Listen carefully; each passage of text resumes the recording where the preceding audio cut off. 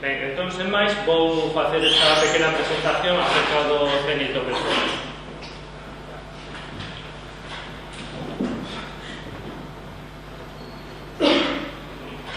Ben, para situarnos, o principal que temos que ter en conta é que estamos a falar do petróleo, que é un recurso limitado e finito. Parece que é unha obviedade, pero se non comprendemos isto, non comprendemos nada acerca deste fenómeno.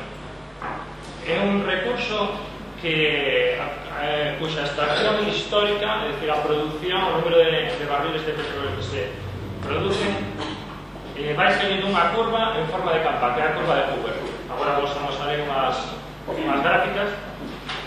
E unha vez chegados ao que se denomina o cenit, que é o punto álxido, o pico desa curva, a partir de aí a produción xa non pode aumentar, e cada ano se van a producir menos barriles de petróleo. Esa é a cuestión fundamental acerca do cenit desde o punto de vista cuantitativo.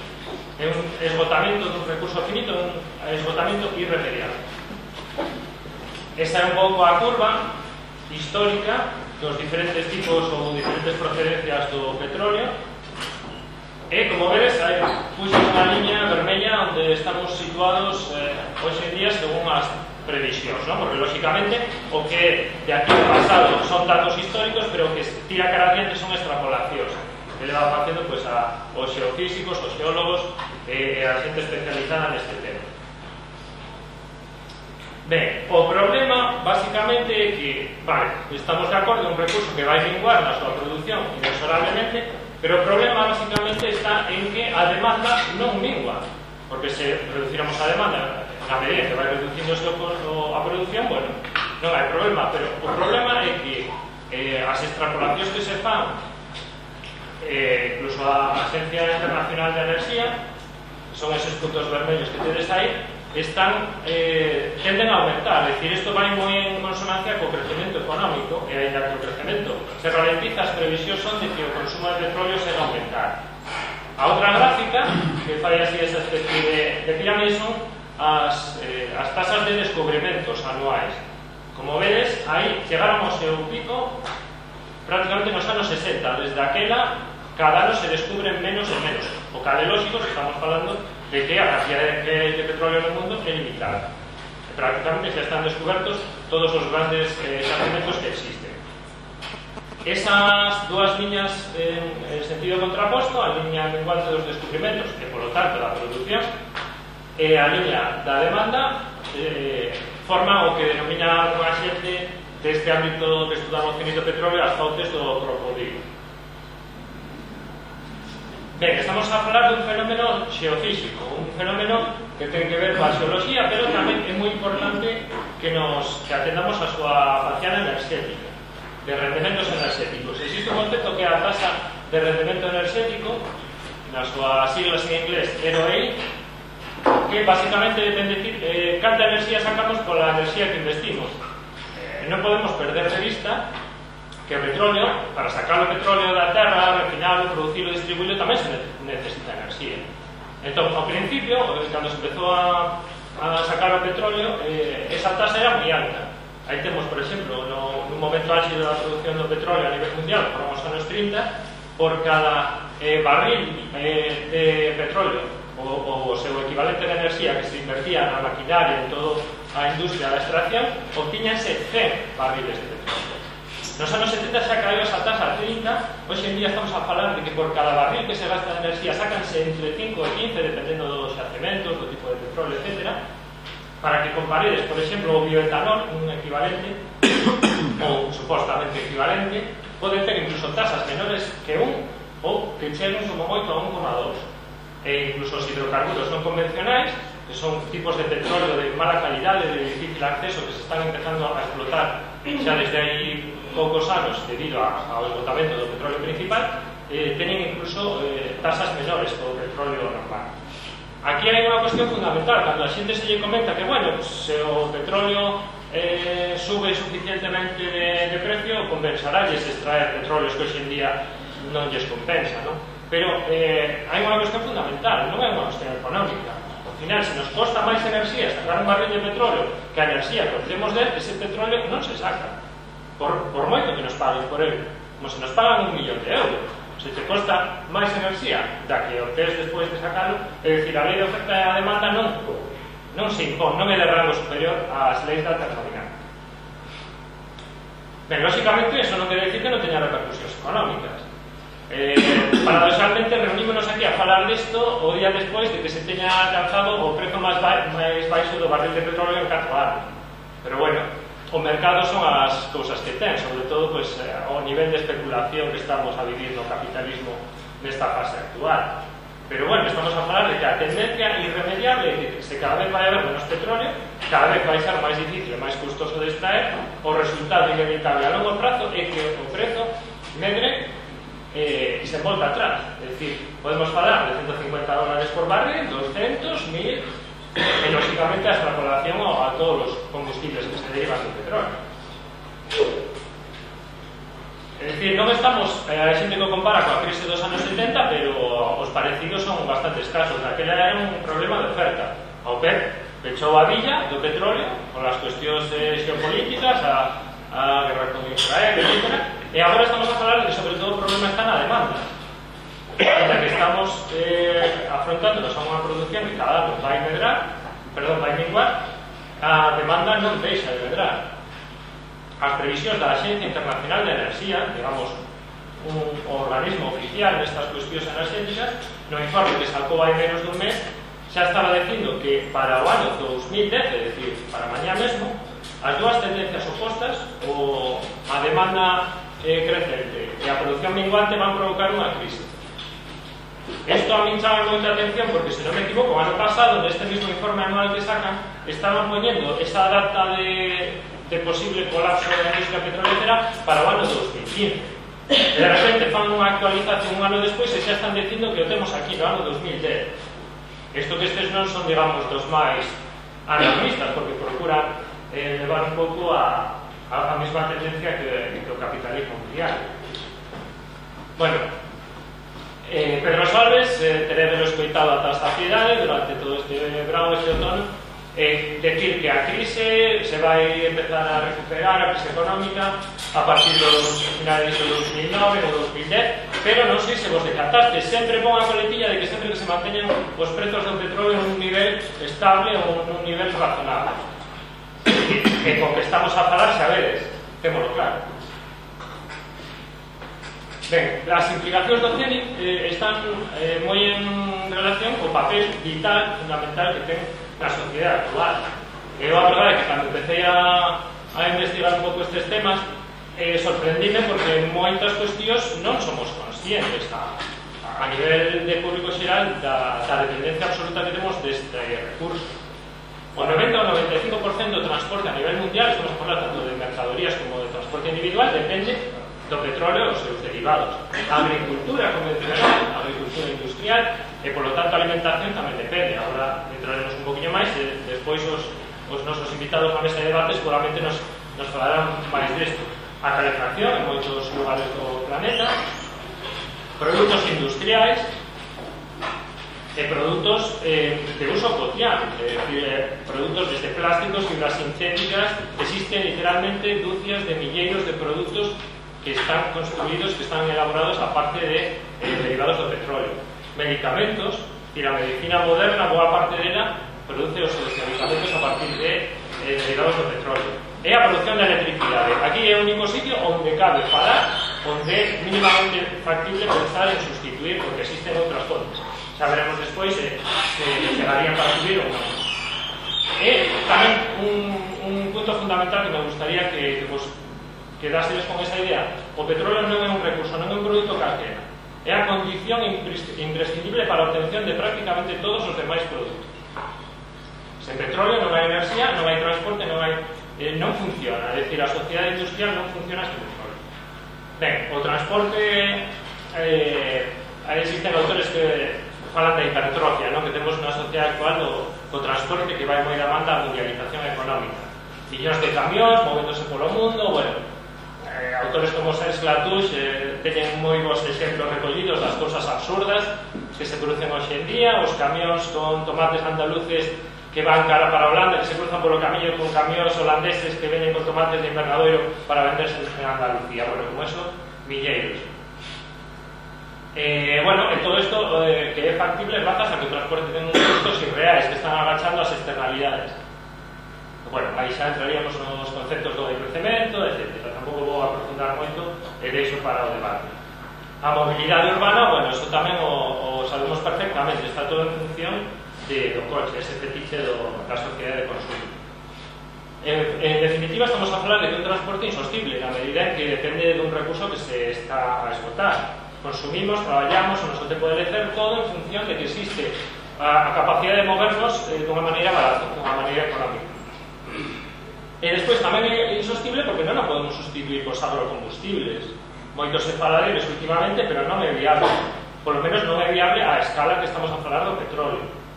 Por exemplo, existen moitos estudos moi bons acerca da posibilidade de extrapolar o consumo actual de petróleo a este tipo de combustibles supostamente alternativos e, por exemplo, para acabarnos en etanol o 10% simplemente do consumo que se fai de derivados do petróleo na Unión Europea deberíamos destinar o 72% do terreno productivo agrícola, é dicir, é absurdo.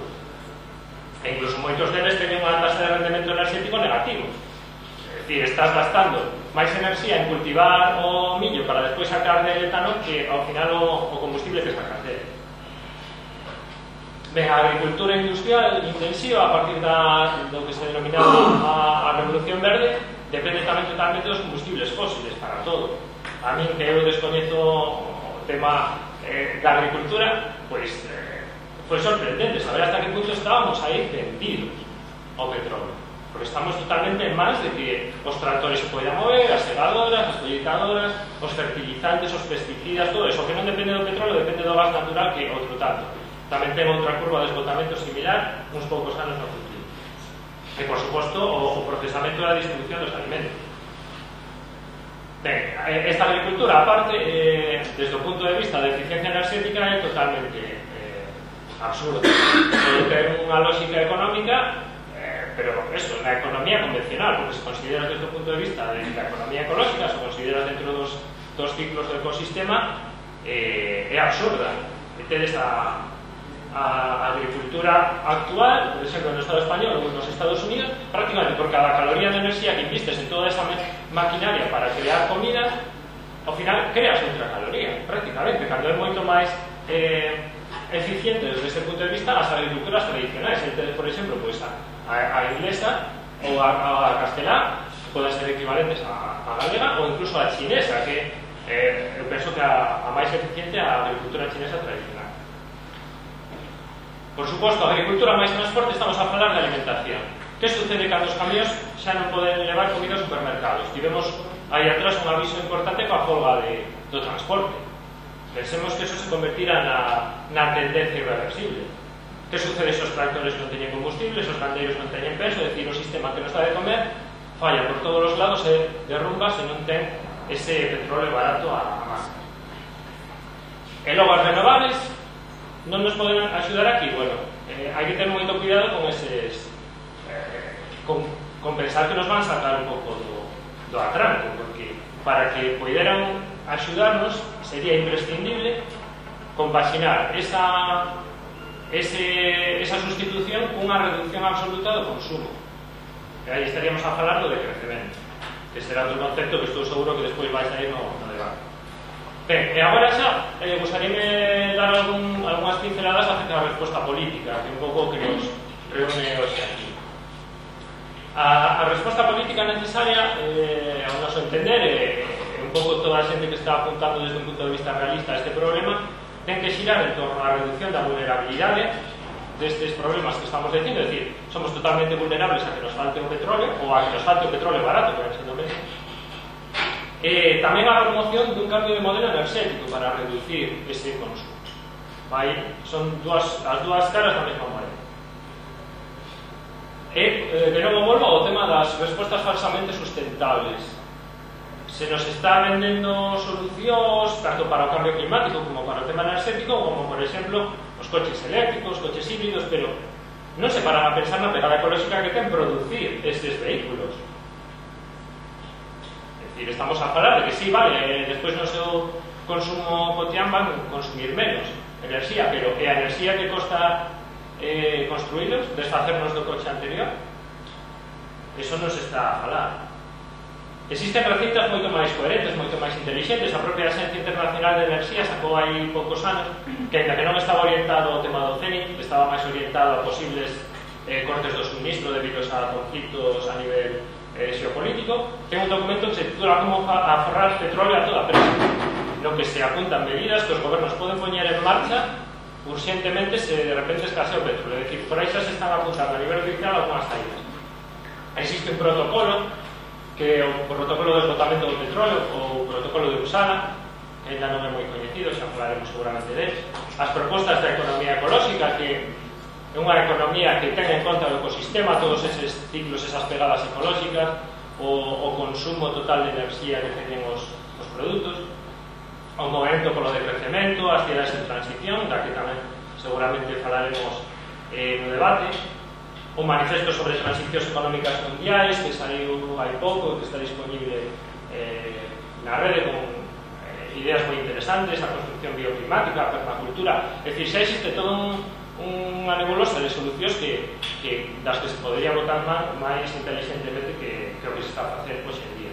Por exemplo, unha das máis interesantes, que tampouco me vou deter moito porque sobre todo Antonio creo que nos vai falar delas, son as cidades en transición. Son modelos moi interesantes nos que se combina a política a nivel local coa participación cidadana. Xa temos máis de 100 cidades en todo o mundo, sobre todo no mundo anglosaxón, polo que vedes aí na lista de países, nas que se está a falar xa e se está a poñer en práctica unha transición para reducir a dependencia ao petróleo. O paradigma destas cidades é Totnes, no sur de Inglaterra, na zona de Devon, que é unha pequena vila que ten planificado, xa ten en marcha un plan para liberarse do petróleo en 20 anos, a todos os niveis, como vedes aí por os grupos de traballo que ten, incluso con a moeda complementaria de eso. Outras iniciativas a nivel regional, nacional, isto a mí parece moi importante salientalo, é dicir, para ver o que estamos facendo ou o que non estamos facendo en Galiza ou no Estado español. Como ves, existe toda unha serie de países con maior ou menor grado de valentía política que están xa a implementar plans para, sobre todo, recoñecer o problema do CENIC, que o primeiro paso despois poñer en marcha actuacións. Por exemplo, en Suecia xa levan 3 anos traballando para non depender socialmente do petróleo cara ao 2020. Outro precedente curioso ou salientable é Cuba, é dicir, Cuba é a única sociedade que na historia se ten enfrentado de repente a unha cosa parecida, é dicir, eles cando se derrumbou o bloque soviético quedáronse sen ese petróleo barato que tiñan. Podemos aprender moito da súa experiencia. Existe ese documental o poder da comunidade como Cuba sobreviveu ao cenit do petróleo, as medidas que tiveron que adoptar porque se quedaron sen o 50% do suministro de petróleo, sen o 80% de fertilizantes, sen o 80% de insumos alimenticios. Como tiveron que virar a permacultura, a agricultura orgánica, de novo o transporte animal, a agricultura, é unha sustentabilidade tanto enerxética como alimentar moi interesante. Ben, a resposta, por suposto, non pode ser únicamente desde arriba, ten que comenzar desde abaixo, porque estamos a falar de que temos que, para cambiar a sociedade, temos que promover outra maneira de vivir. Por lo tanto, estamos a falar de 3 niveis de resposta: o persoal, familiar, o comunitario, o social e despois o nacional. Aí falamos de vías de actuación en torno ao decrecemento, a obxección ao consumo, o aforro enerxético, a simplicidade tributaria, o downshifting, que é un movimento que xa levamos existindo, permacultura, autosuficiencia, o protocolo de Uppsala. Isto é interesante, pódese adoptar a nivel particular ou a nivel de colectivos. Por suposto, as cidades de vilas de transición. Que dificultades imos afrontar para a resposta política? Xa temos que ser moi conscientes dos atrancos que imos ter por diante para loitar contra este problema. Temos que loitar contra o corto prazo económico. As empresas, por suposto, únicamente pensan en repartir beneficios, en repartir a súa cotización en bolsa, que todo orientado ao corto prazo económico. E, por suposto, a política, por desgracia, tamén. O único que se pensa nas vindeiras eleccións. Cando estamos a pensar, estamos a falar de un problema a nivel histórico que hai que afrontarlo con anos de anticipación. E tamén temos un antecedente para saber o que lle espera un político que recoñece este tipo de problemas. A Jimmy Carter pasoulle, cando foi da outra crise do petróleo, que recoñeceu con certo grado de sinceridade a dependencia nacional dos Estados Unidos do petróleo. Bueno, a conclusión, as consecuencias daquilo foi que perdeu as eleccións despois de facer aquel recoñecemento, non? Por suposto, se non recoñecemos o problema non podemos avanzar, iso é o principal atranco. E tamén que partimos, as institucións parten de datos que están moi falseados. Existe un problema nos anos 80, a OPEP, como vedes aí, que é un gráfico das reservas oficiais declaradas polos países da Organización de Productores de Petróleo. De repente, como por milagre, nos anos 80 todos aumentaron a súa declaración de reservas. Por qué? Porque chegaron a un acordo que se iba a repartir o mercado en función proporcionalmente ás reservas que tivera cada un.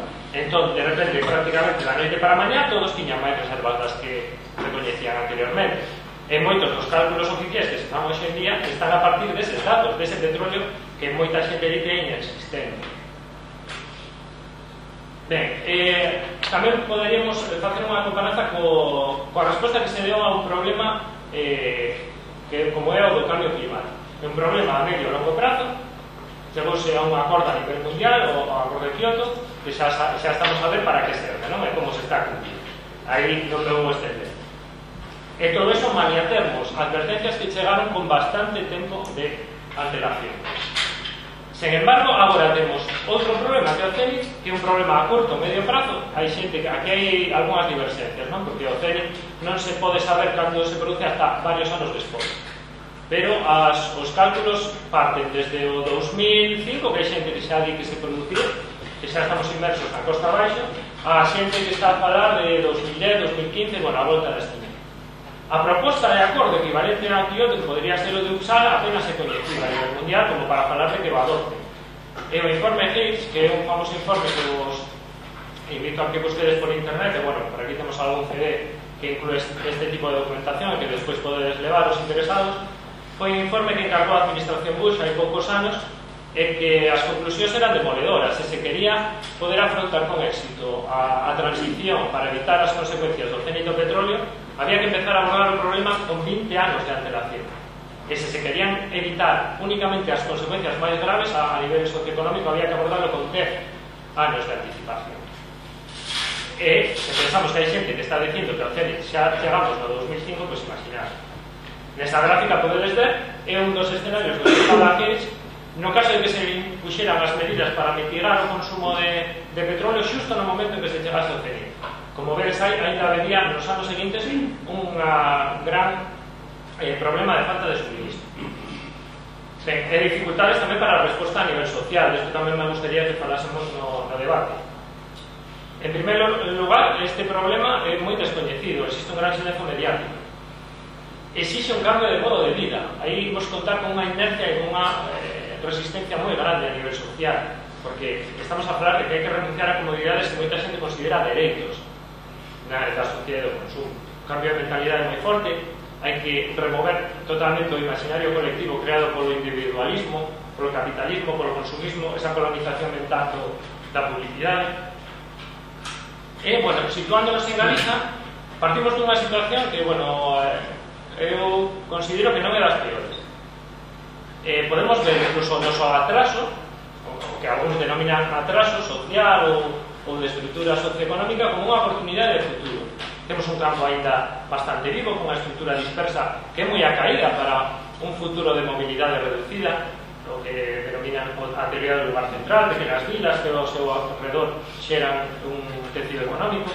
As condicións bioclimáticas tamén son moi boas, é un lugar ideal para a permacultura, que eso se poderá falar despois Antonio, por exemplo, para a produción ecolóxica, os recursos hídricos, a biomasa, a capacidade de enerxía renovable, o saber tradicional. Temos cousas, temos oportunidades que ainda estamos a tempo de aproveitar, vale a nosa gran dependencia do petróleo. Isto é un diagrama da enerxía producida e enerxía consumida en Galiza, que, bueno, son datos que están disponibles no Instituto Galego da Enerxía, e que, bueno, aí tedes un pouco salientados o que toca o petróleo. Hai boa parte da enerxía que se consume en Galiza dentro do petróleo. E que camiño levamos? Bueno, en primeiro lugar, non se está a falar do problema nin se relaciona coa crise económica. Que resposta se está dando a crise? Bueno, isto a nivel mundial, non é exclusivo de Galiza. Simplemente pan para hoxe, decir votos para hoxe. non lle vou pedir sacrificios á xente, non vou recoñecer que teñen que reducir o consumo, que hai que botar un montón de industrias abaixo, que hai que facer unha reconversión brutal. Imos manter o motor unha fuxida cara pa diante, porque, bueno, mentras eso sosteña as miñas seguintes eleccións, pois mira, é o meu objetivo, non? Aferrados ao mito do crecemento, que é imposible un crecemento ilimitado nun planeta finito, e estragando parte do noso patrimonio que nos vai resultar máis imprescindible para ter un futuro sostible. Existe alguna política que se está implementando que sexa parcialmente útil? Bueno, ainda que sexa de casualidade, algunhas veces os políticos tamén acertan medidas que estean, ainda que sexan parciais e inconexas, que estean favorecendo un pouco pois, a vida no campo, a vida a todos os niveis socioeconómicos, etc.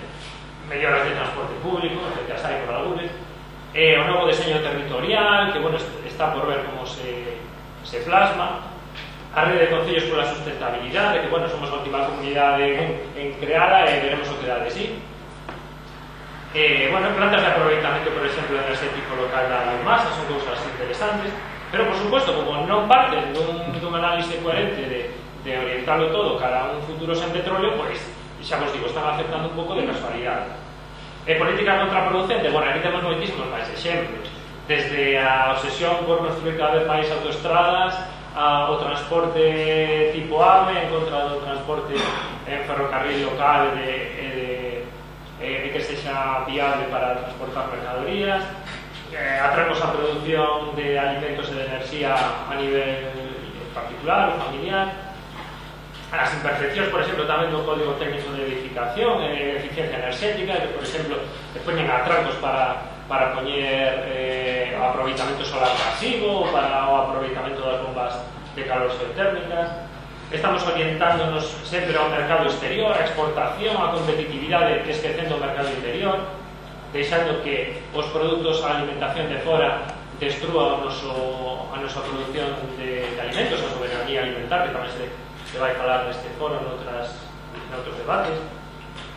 As plantas de agrocombustibles importados, é dicir, que veñen de fora, que extraen outros países e que non aproveitan os recursos de noso. Bueno, a cidade da cultura, que vai depender de que veñan dúcias de milleiros de visitantes en avión ao longo dun montón de anos para poder aproveitar eso. Bueno, estamos a falar de que posiblemente unha das cousas máis inviables en petróleo sexa a aviación comercial.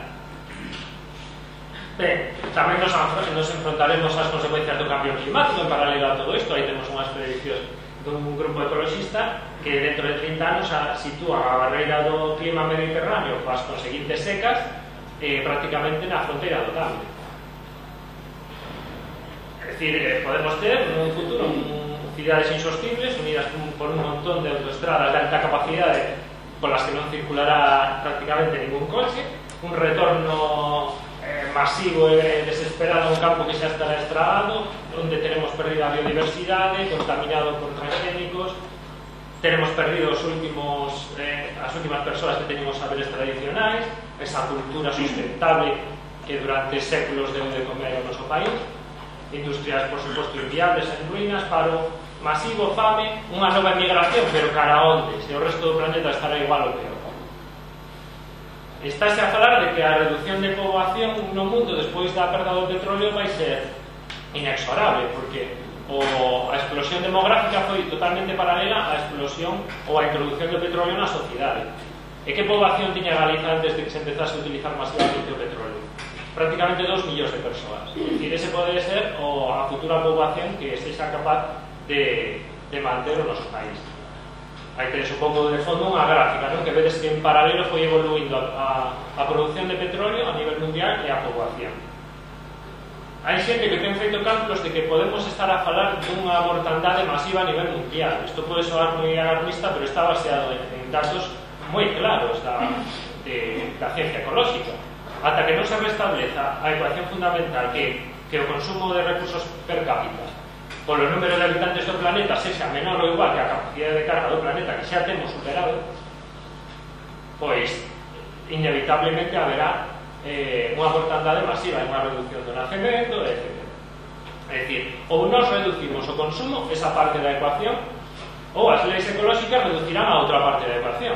Aí non hai maneira de escapar disso.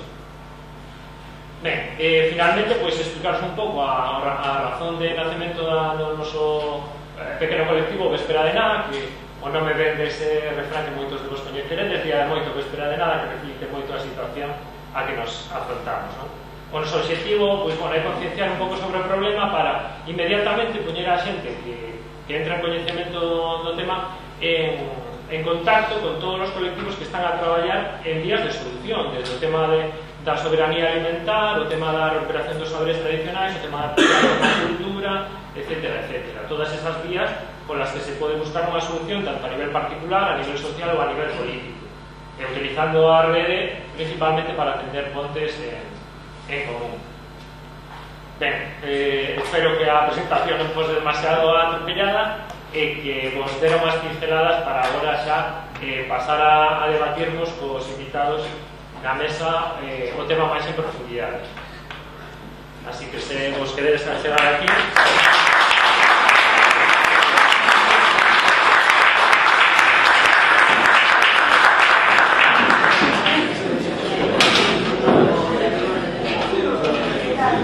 Bueno, mentras me consiguen outra cadeira para mí, vou vos presentar as persoas que van a intervir e, como vos comentaba, primeiro debatiremos un pouco entre nós e despois eu penso que nos dará tempo para ter un debate moi aberto con vos, non? Ben, empezo por Antonio Palma, que é do nodo noroeste do grupo da Permacultura Ibérica, tamén coñecido este grupo como Permacultura Galiza, que é diseñador de permacultura e educador ambiental. É unha persoa que leva bastante tempo co tema do océano e do petróleo. Martiño Fiz López, que é coordinador organizativo de ADEGA.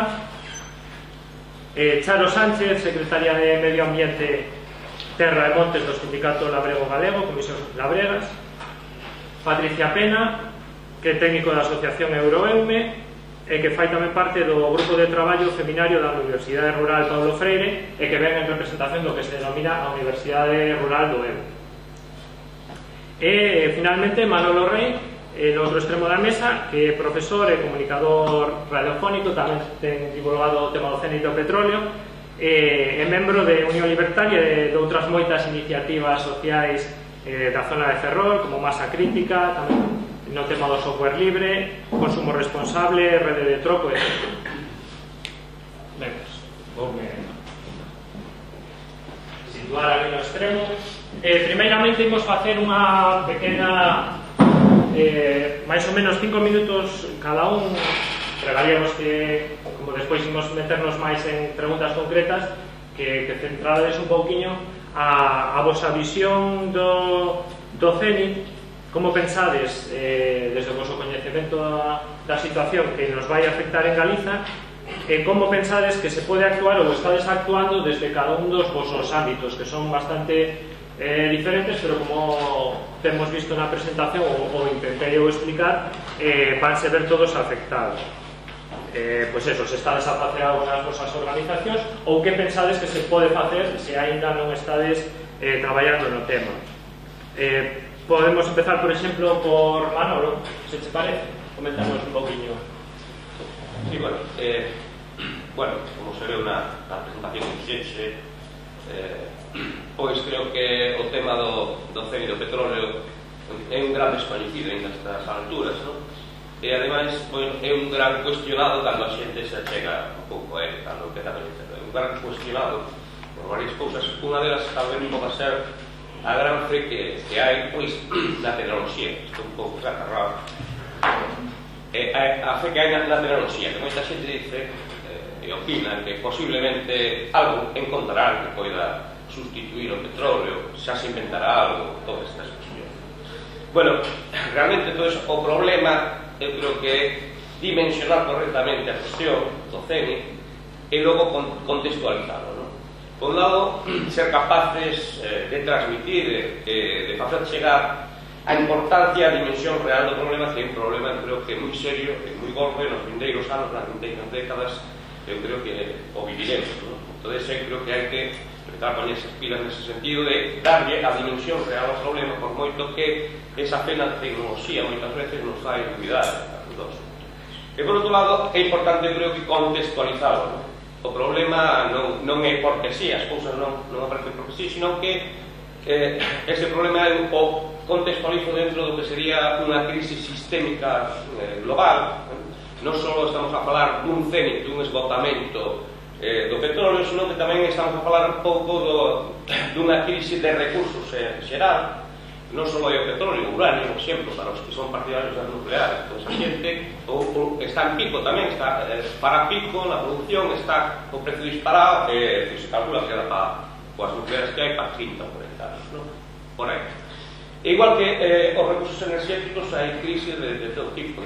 Xa veces están roubando pobre por aí a dispersionista, porque está carísimo, xa non dá, xa se está rogando, e como eso, un montón de outras cousas. É dicir, cal é o problema de contextualizar isto? Bueno, pois nos damos conta de que é o sistema capitalista que está baseado precisamente no crecemento, e sin crecemento, pois, simplemente hai crise, non funciona. É dicir, ese constante crecemento é o que está a provocar pois esta falta de recursos, pero ademais está a provocar, como sabedes, pois todo o deterioro medioambiental, que é outra grande crise que estamos vendo, e tamén está a provocar pois a crise económica, é dicir, que é a procura de beneficios a toda costa, como decías ti, sin ter en conta para nada pois as consecuencias.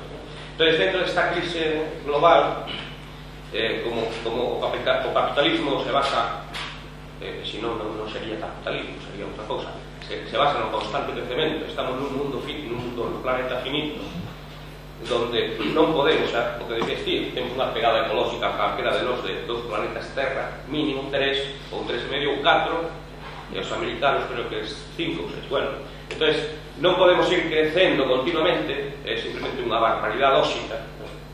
Nun planeta finito, pois, isto que fai é invalidar xa de entrada o modelo económico do capitalismo, do liberalismo no que estamos. É dicir, que fai que o capitalismo como modelo sea inviable. Eso, para min, é de caixón.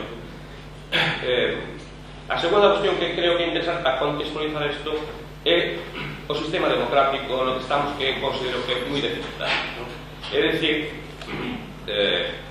si nos damos conta da inviabilidade deste sistema económico, capitalismo, por isto que acabo de comentar, vemos tamén que o capitalismo, polo menos no que se chama países desenvolvidos e democráticos, pois é mantido, sostido neste sistema político no que estamos.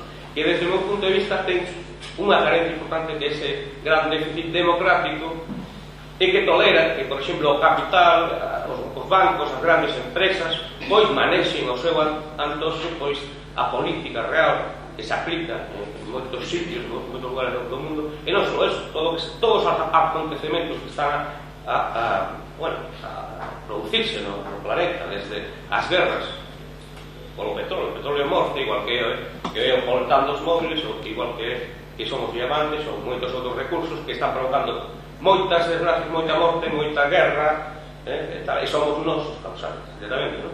Entonces, eu creo que unha das cousas que hai que abordar, que a mí me parece principal e prioritario, é abordar cales son as carencias democráticas que hai, e entón isto hai que abordarlo. Eu creo que hai que ir a raíz do problema, se damos a dimensión real que ten, hai que ir a raíz deste problema e abordar realmente con seriedade pois cal sería a maneira de profundizar nesta democracia, de facer a cousa que fora sostible, de verdade, ¿no?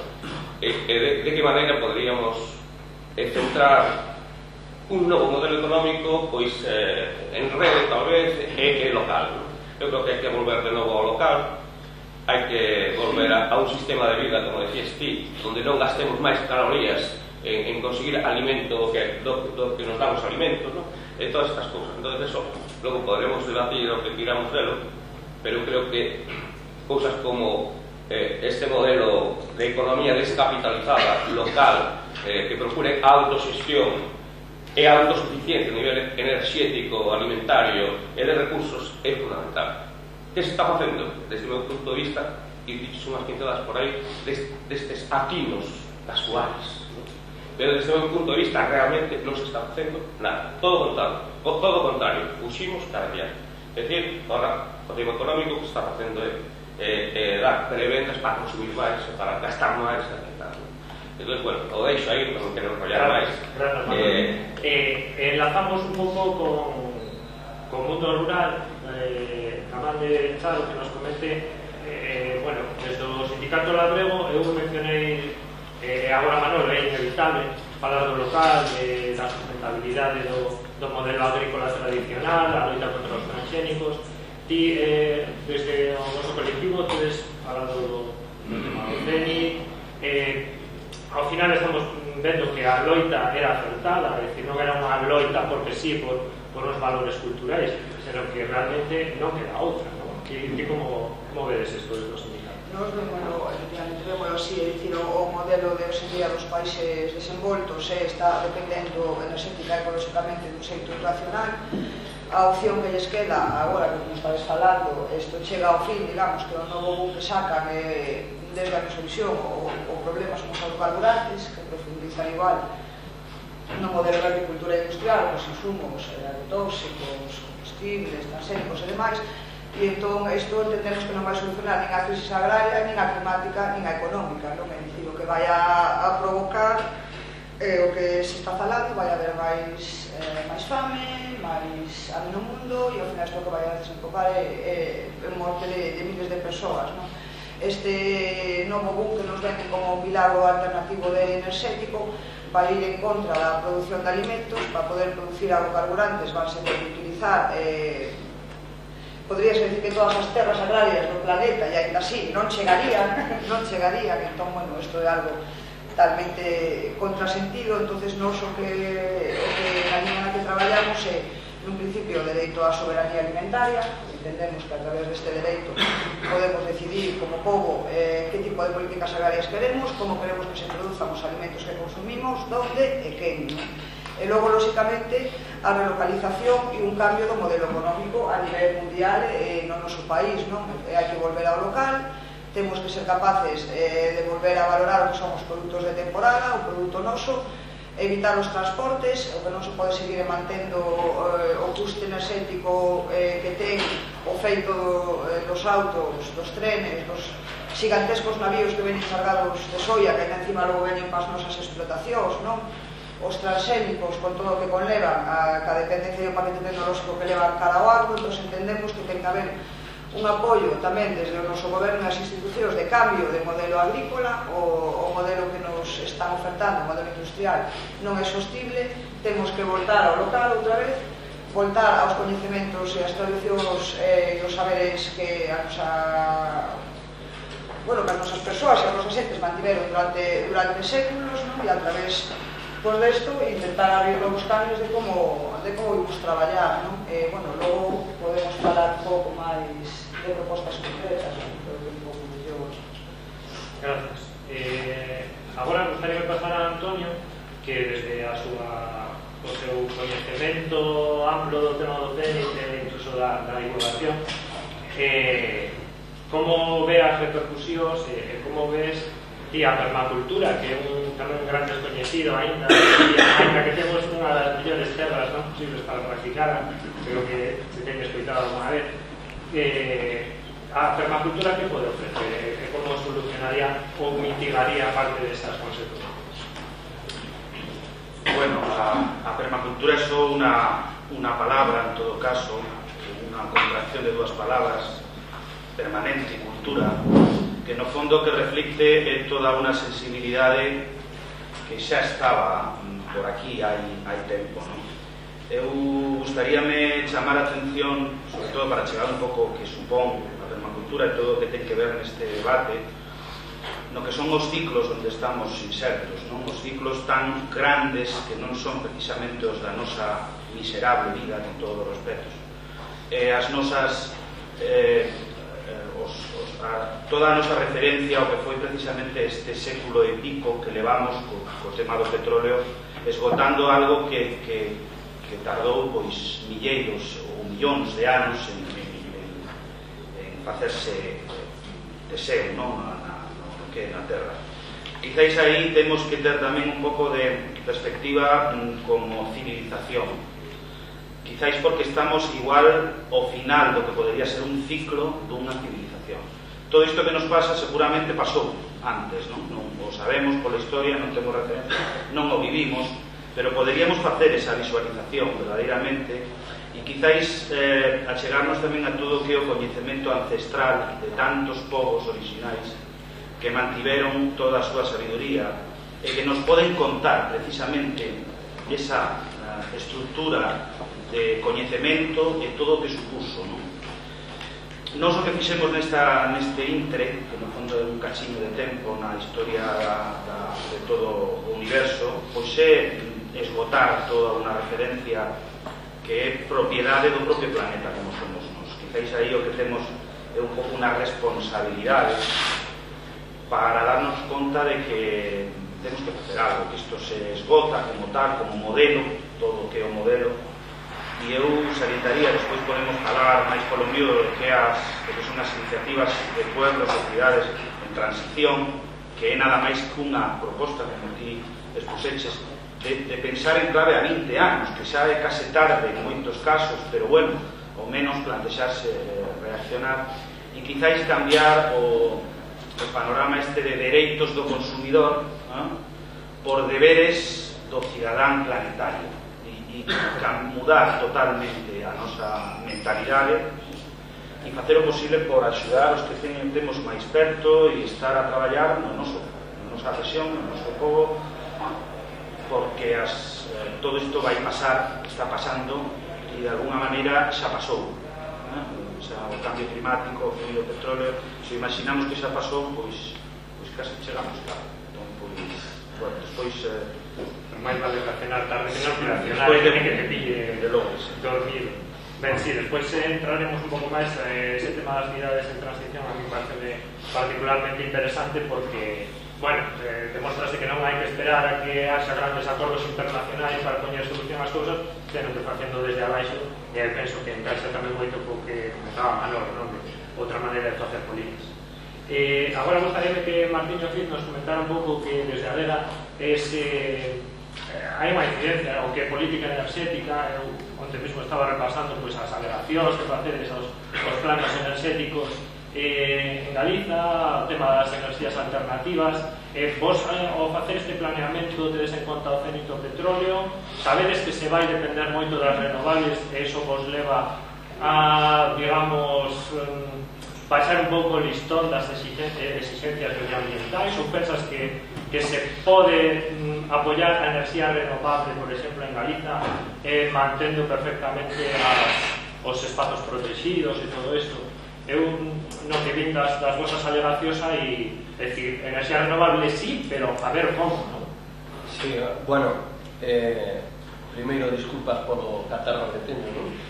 Pero despois hai que decir que, bueno, que as enerxías renovables pasa exactamente o mesmo, e o mesmo caso que pasa cos agrocombustibles. É dicir, temos un exceso de consumo que non nos permite autoabastecernos en unha ampla porcentaxe de enerxías renovables, porque senón teríamos que ter os ventiladores en todos os montes, teríamos que ter todas as formas de producción de enerxía renovable posibles, e aínda así estaríamos moi xustos para consumir a electricidade que consumimos. É dicir, que o que fai falta, o que hai que plantexarse é o tema do decrecemento e as iniciativas que vayan encamiñadas a reducir o consumo. Sin este consumo, sin esta reducción de consumo, non hai posibilidade de sustentabilidade. É dicir, é imposible, aínda que cumplamos outro tipo de cuestións, outro amplo tipo de cuestións, que as renovables en si mesmas nos vayan a levar á sustentabilidade. O único que poden estar avalando é que non sigamos consumindo en exceso de electricidade, non? E isto que reflexamos nos, a DEA non fai planificación, fai alegacións moitas veces a planificacións da administración, non? Pero nós non temos a capacidade, por desgracia, de planificar o desenvolvemento enerxético de Galiza, non? Xa non gustaría, pero en todo caso intentamos aportar o noso grande área a que isto non se convirta en nunha dinámica productivista, non? E que o carro das renovables, igual que pasa cos biocombustibles, pues se anote todo o mundo a producir este tipo de enerxía e non vayamos o fondo da cuestión é que hai un exceso de consumo de recursos, que hai moi no fondo da cuestión o problema é que estamos nun sistema que considera o crecemento como o fin último, é dicir, que o crecemento económico é a fin do capitalismo. Cando o capitalismo vai ben é porque hai un crecemento económico determinado, e además que se pode poner un número, se pode decir que a partir do 3% un país é un país próspero. Entre 1 e o 3% é un país mediano, e baixo do 1% está en recesión. E iso é simple como, vamos, como que isto é marrón, non? E así ese é o fin último do capitalismo. Podemos velo, todos os telediarios nos podemos empezar a ver con estos ollos un telediario e veremos que como todo está encaminado a que o obxectivo é o crecemento económico, non? Si este crecemento económico é ilimitado, estamos atentando contra a lógica, posto que o mundo é limitado e hai uns recursos que están en unha cantidade limitada, e entón non podemos avalar con un sistema que busca a insustentabilidade permanente, non? Isto hai que cambiálo, e unha das formas que pode haber para cambiálo é primeiro coñecer cales son os puntos máis negativos, non? Por exemplo, o punto negativo que dixemos, que acabo de decir agora, é eso de considerar o incremento do Producto Interior Bruto como a cifra máxica, ¿no? Que nos vai a decir si esto está ben ou esto está mal, ¿no? Entonces, sí que se fai moi necesario pois pensar en que o desenvolvemento do ser humano como persoa e como sociedade ten que ter outros indicadores. E esos indicadores pues, podemos lanzar aquí tamén para o debate a pegada ecolóxica, que ten uns inconvenientes e unhas ventaxas, e o índice de desenvolvemento humano, que parece bastante máis completo, e aínda así se podería mellorar, non? O índice de desenvolvemento humano calcula, digamos, o nivel de vida dos países pues, en base a considerar, en vez de o crecemento do Producto Interior Bruto, pues, unha vida larga e saludable, o nivel educativo da poboación e que haxa un nivel de vida digno medido, eso sí, en Producto Interior Bruto per cápita, pero tendo en conta as paridades do poder adquisitivo, que son tendo en conta os prezos de cada país para unos determinados produtos básicos, ¿no? E ese é un exemplo, quer decir que se poden tamén incorporar outros indicadores e facer que isto sexa un indicador de si as cousas van ben ou mal. Se non nos podemos atopar con que nunha determinada guerra na que se compran e se venden armas, o Producto Interior Bruto medra e a economía dun país vai ben, ¿no? E ese tipo de formacións, que hai numerosísimos exemplos de formacións que produce o Producto Interior Bruto. E isto é algo que hai que pensar en incorporar para poder evaluar seriamente se nos estamos encamiñando cara a sustentabilidade ou o que estamos facendo é incidir nun modelo productivista que nos pues leva a unha espiral de crecemento. Parece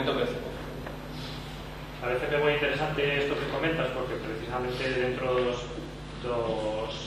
das propostas pola sustentabilidade, por unha economía ecolóxica, un pouco máis, que teñan ese punto de partida lógico que dixón, que non se pode crecer indefinidamente nun planeta limitado, precisamente para cambiar o modelo o imprescindible é cambiar os mitos dese modelo, é dicir, desmitificar ese PIB, que como ti dis hai unhas propostas moi interesantes de medir de outra maneira o benestar, porque se sabe, eso é algo perfectamente coñecido da antropoloxía e da socioloxía, que a partir dun certo nivel de benestar, por moito máis cousas que teñas e que consumas, non és máis feliz, ninguén é máis feliz.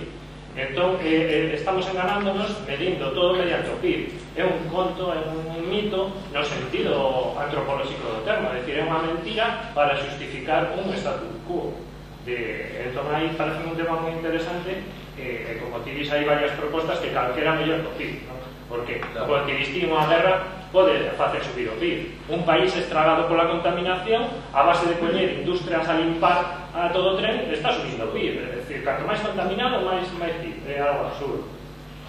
E agora con Patricia gustaríame comentar que nos explicara un pouco, porque eu penso que igual é ainda bastante descoñecido o labor da Universidade Rural, tanto a Paulo Freire como que facedes en concreto no EUME, e como pensas ti que isto pode, ese labor que facedes, que pode contribuir a que manteñamos todo eso que, como temos falado alguna vez, non solamente ten un valor de seu, é dicir, o saber tradicional, a cultura, o noso patrimonio antropolóxico, senón que xa vai ter un valor de uso moi importante de cara ao futuro, non? Sí, bueno, un pouco o tema da Universidade Rural Paulo Freire, pois xurde, pois, bueno, de xente que estaba interesada no marco do estatal de un mundo rural vivo, non? Pois xente que ten inquedanza porque ve que o rural está perdendo xente, está perdendo calidade, está se perdendo unha oportunidade boa de revitalizar, non? E de que, bueno, de un pouco de volver a ter protagonismo e en boas condicións, non? Entonces, bueno, a través de EuroEume poñémonos en contacto con esa xente que está pois a traballando, pois como pode ser na Serranía de Ronda ou como pode ser pois en Amayuelas, e nos incorporamos a ese proceso de creación do que é a Universidade Rural Paulo Freire, non? Bueno, é un camiño así longo porque inicialmente pois non é nada tangible, non? E a Universidade Rural e finalmente no 2006 constitúese a Universidade Rural do EUME e a partir de aí, pois, pouquinho a pouco empezamos a traballar e cando xa empezamos a facer cousas máis tangibles, pois foi a partir deste ano, non? Xa con unha serie de eixos de traballo que vamos consolidando.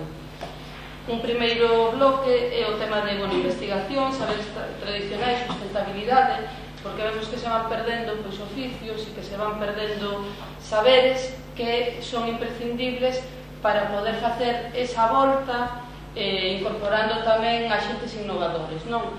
Se está perdendo pois, o saber facer tradicional en canteiría, está se perdendo o saber traballar a madeira, está se perdendo saber traballar a madeira pero con un respeto, saber cando hai que collela, traballar a madeira autóctona e entonces un pouco nos poñemos a buscar xente que ten ese saber e que está pois, nunhas edades que lles queda pois, un dos telediarios que hai que mimar e recuperar e logo a buscar xente que está nunha idade de poder facer esa cadea de transmisión, non? Por outro lado, e na liña do que se apuntaba, traballamos en tema de dinamización da poboación porque si nos damos conta de que se non traballas en rede, se non empezas a facer traballo de posta en valor, de traballar a autoestima de esas persoas que teñen ese saber, pois dificilmente, non? Porque pareces como unha persoa visionaria que vai dicindo cousas que se eles non as creen, se elas non as creen, non teñen sentido, non? E o terceiro eixo no que estamos traballando dende aquí, pois é o que é a formación permanente, non? O feito de estar aquí, pois non só vimos pois, a comunicar e tal, senón a aprender, non? Para poder logo incorporar pois, ao noso día a día, non? E por outra parte, hai un grupo de traballo específico que é o seminario, porque nos parece moi importante neste momento que estamos de crise darnos conta de que se non aplicamos unha boa perspectiva de xénero estamos perdendo unha oportunidade de refacer un camiño hacia adiante deixando a mitad da poboación, as mulleres, fora.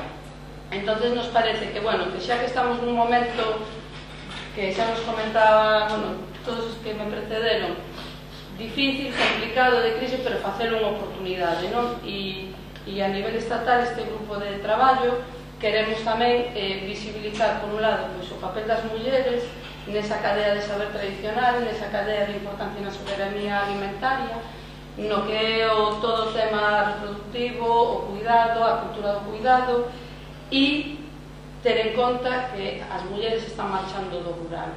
E están marchando do rural porque o rural tal y como era, non se fai atractivo. Entón, que hai que traballar, se queremos traballar dentro local, se queremos traballar dentro da sustentabilidade, tamén hai que incorporar as mulleres nesa condición, temos que incorporar, pero en igualdade, non? Entonces, moitos dos saberes, para mí é unha cousa que nos pasou cando iniciamos todo o tema de investigación e pasou en outras universidades Paulo Freire a nivel comarcal, e é que solo salían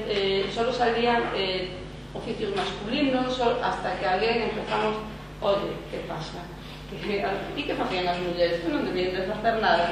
Entón empezamos a darlle unha volta a todo eso, e entón sale pues, o tema das parteiras, o tema que se falaba aquí, que falabas ti, por exemplo, da mediciña, a dependencia do petróleo, moito do saber tradicional estaba en más tamén pues, das mulleres, das sabedoras, das que un pouco controlaban, e todo eso se vai perdendo, non? Entonces, bueno, levamos un pouquiño, facemos un traballo pequeno porque é local e porque nos encontramos que, bueno, que se non empezamos por traballar o sentido crítico, pois podes facer un curso de cantería e quedarse aí, aprendes a traballar a pedra, pero se non leva nada máis, entonces estamos aí. Por exemplo, que has comentado, a ver, cando falábamos organizando o debate, esa resposta que te dá a xente maior, non? Xa non sei se xente poseedora dese saber que non é consciente do valor, porque temos o eterno problema da posta en valor de todo o que xira en torno á vida tradicional, pero esa xente que vos decía, pero queredes que vaemos para atrás, non? Que... Sí, outro día, bueno, nunha charla e tal, había bastante xente maior e un señor decía, ti nena, si queres volver aos tempos da miseria. E dixe, non quero volver aos tempos da miseria. Non os conozco directamente, pero miña avoa, que era moi conversadora, miña nai que xa ten uns cuantos anos, meu pai, digo, non, eu non quero volver, nin creo que se deba ser o noso discurso, nin un discurso etnográfico puro e duro. E logo pasa unha cousa, que moitas veces é un saber que era tan compartido que non lle poñen... Falábamos do tema, por exemplo, da cestería, non? Bueno, e dice un señor, muller, dice, isto fai no calquera.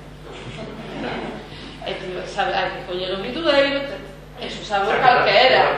E dice, non, claro, eso non o sabe calquera, porque se calquera dominase ese saber, pois non estaríamos, pois o mellor tendo que dedicarlle tempo a poñer en valor, visibilizar e facer todo isto previo para que a xente empece a ver que, bueno, que sí que temos moitas fortalezas que hai que sacar de rendemento.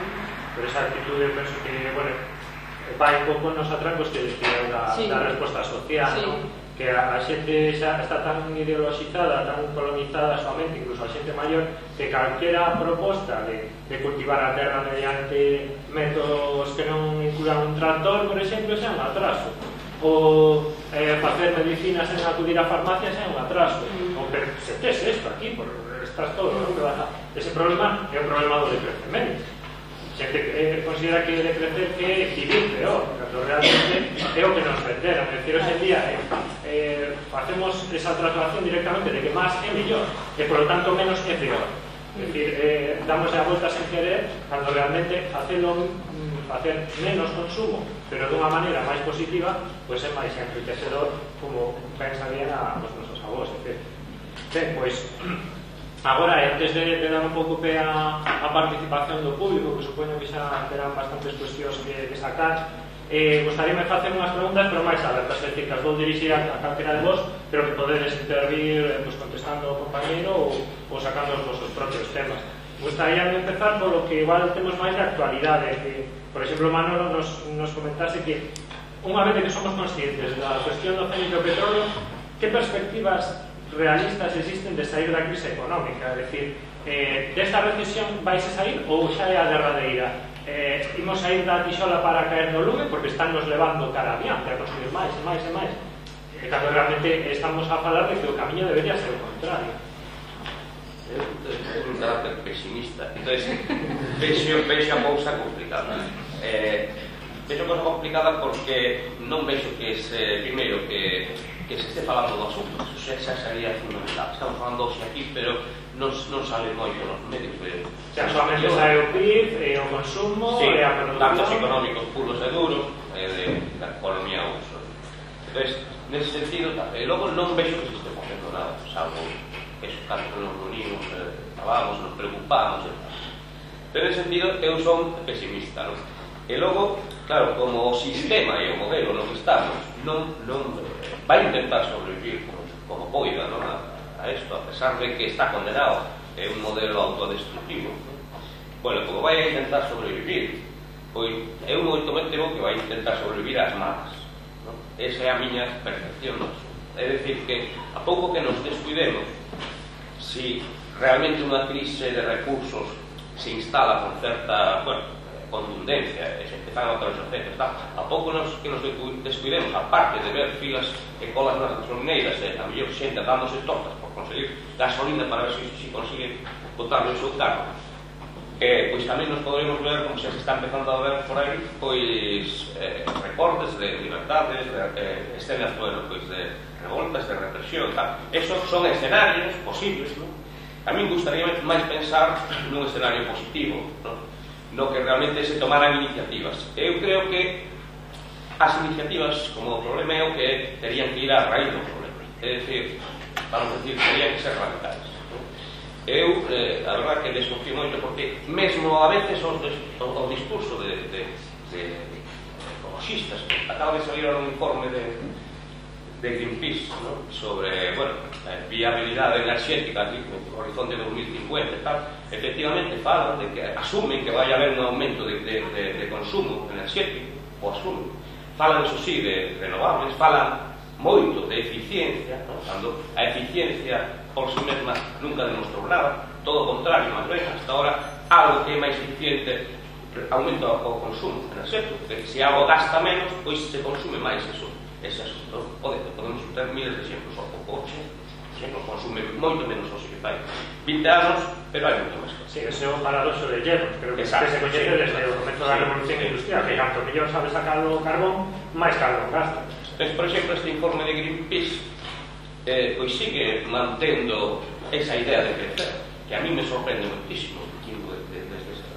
Entón, mentras non se aborde o problema de raíz, non se asuma que o modelo hai que cambiarlo por outro, chamémosle de crecemento, chamémosle como lle queramos chamar, como nos montemos a película, e que non nos cuestionamos tamén o que decía antes, por que se permite todo isto, que isto que se permite non só é a posibilidade de un escenario chungo, non me gusta pensar nada, sino que é pois as mortes e a condena de medio planeta, que levamos anos e anos con eso, ¿no?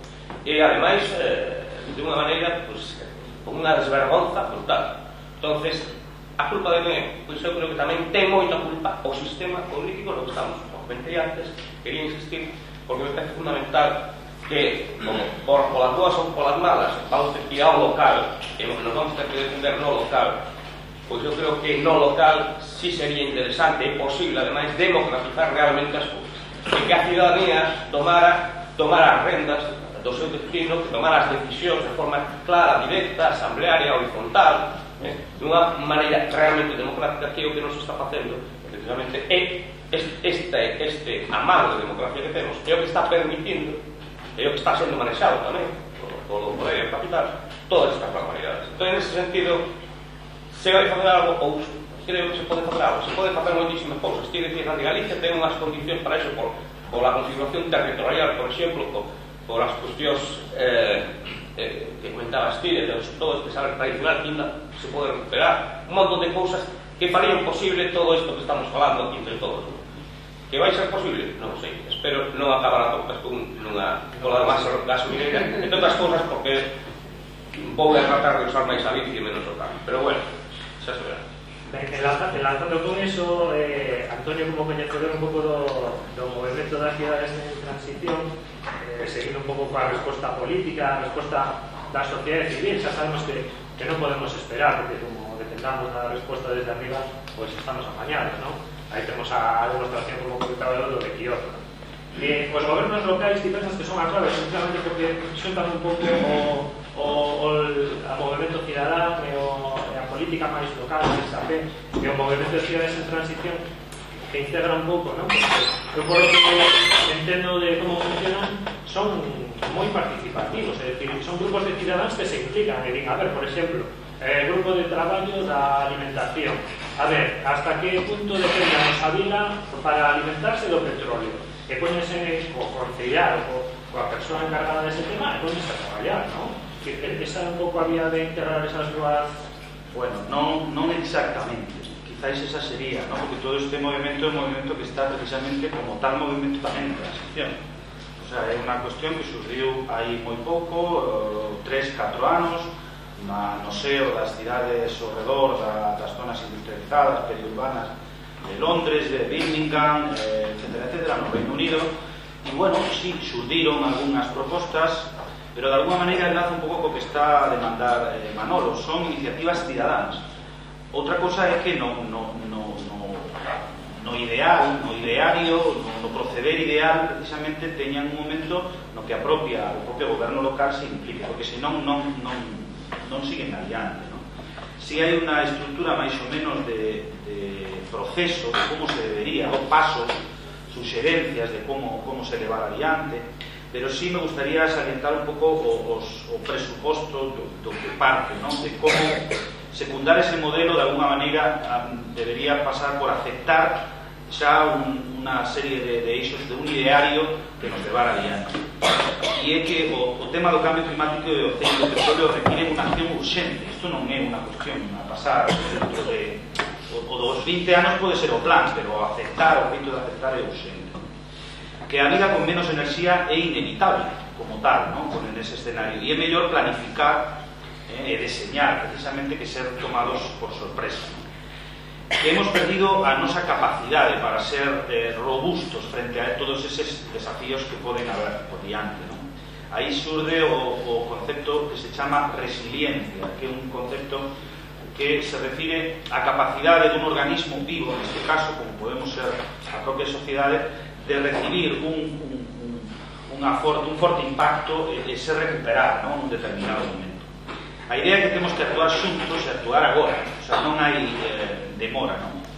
Con respecto á economía mundial e todos os patróns de consumo, mentre se apliquen as leis da física, como ti expuxeches tamén, e tamén a varias ciencias paralelas, que pode ser a física, non é posible ese crecemento do que se fala e ese consumo. É imposible, non hai capacidade de absorberlo, non?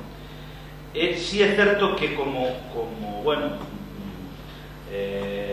seres humanos, non temos unha capacidade extraordinaria de ingenio e inteligencia, e precisamente o puxemos en marcha nestes últimos 150 anos, aplicando toda a tecnoloxía que desenvolvimos precisamente co petróleo. Entón, o que temos que invertir, usar esas cualidades e abordar precisamente o camiño cara abaixo dese pico, pensemos nesa montaña rusa na que estamos a piques de caer, non?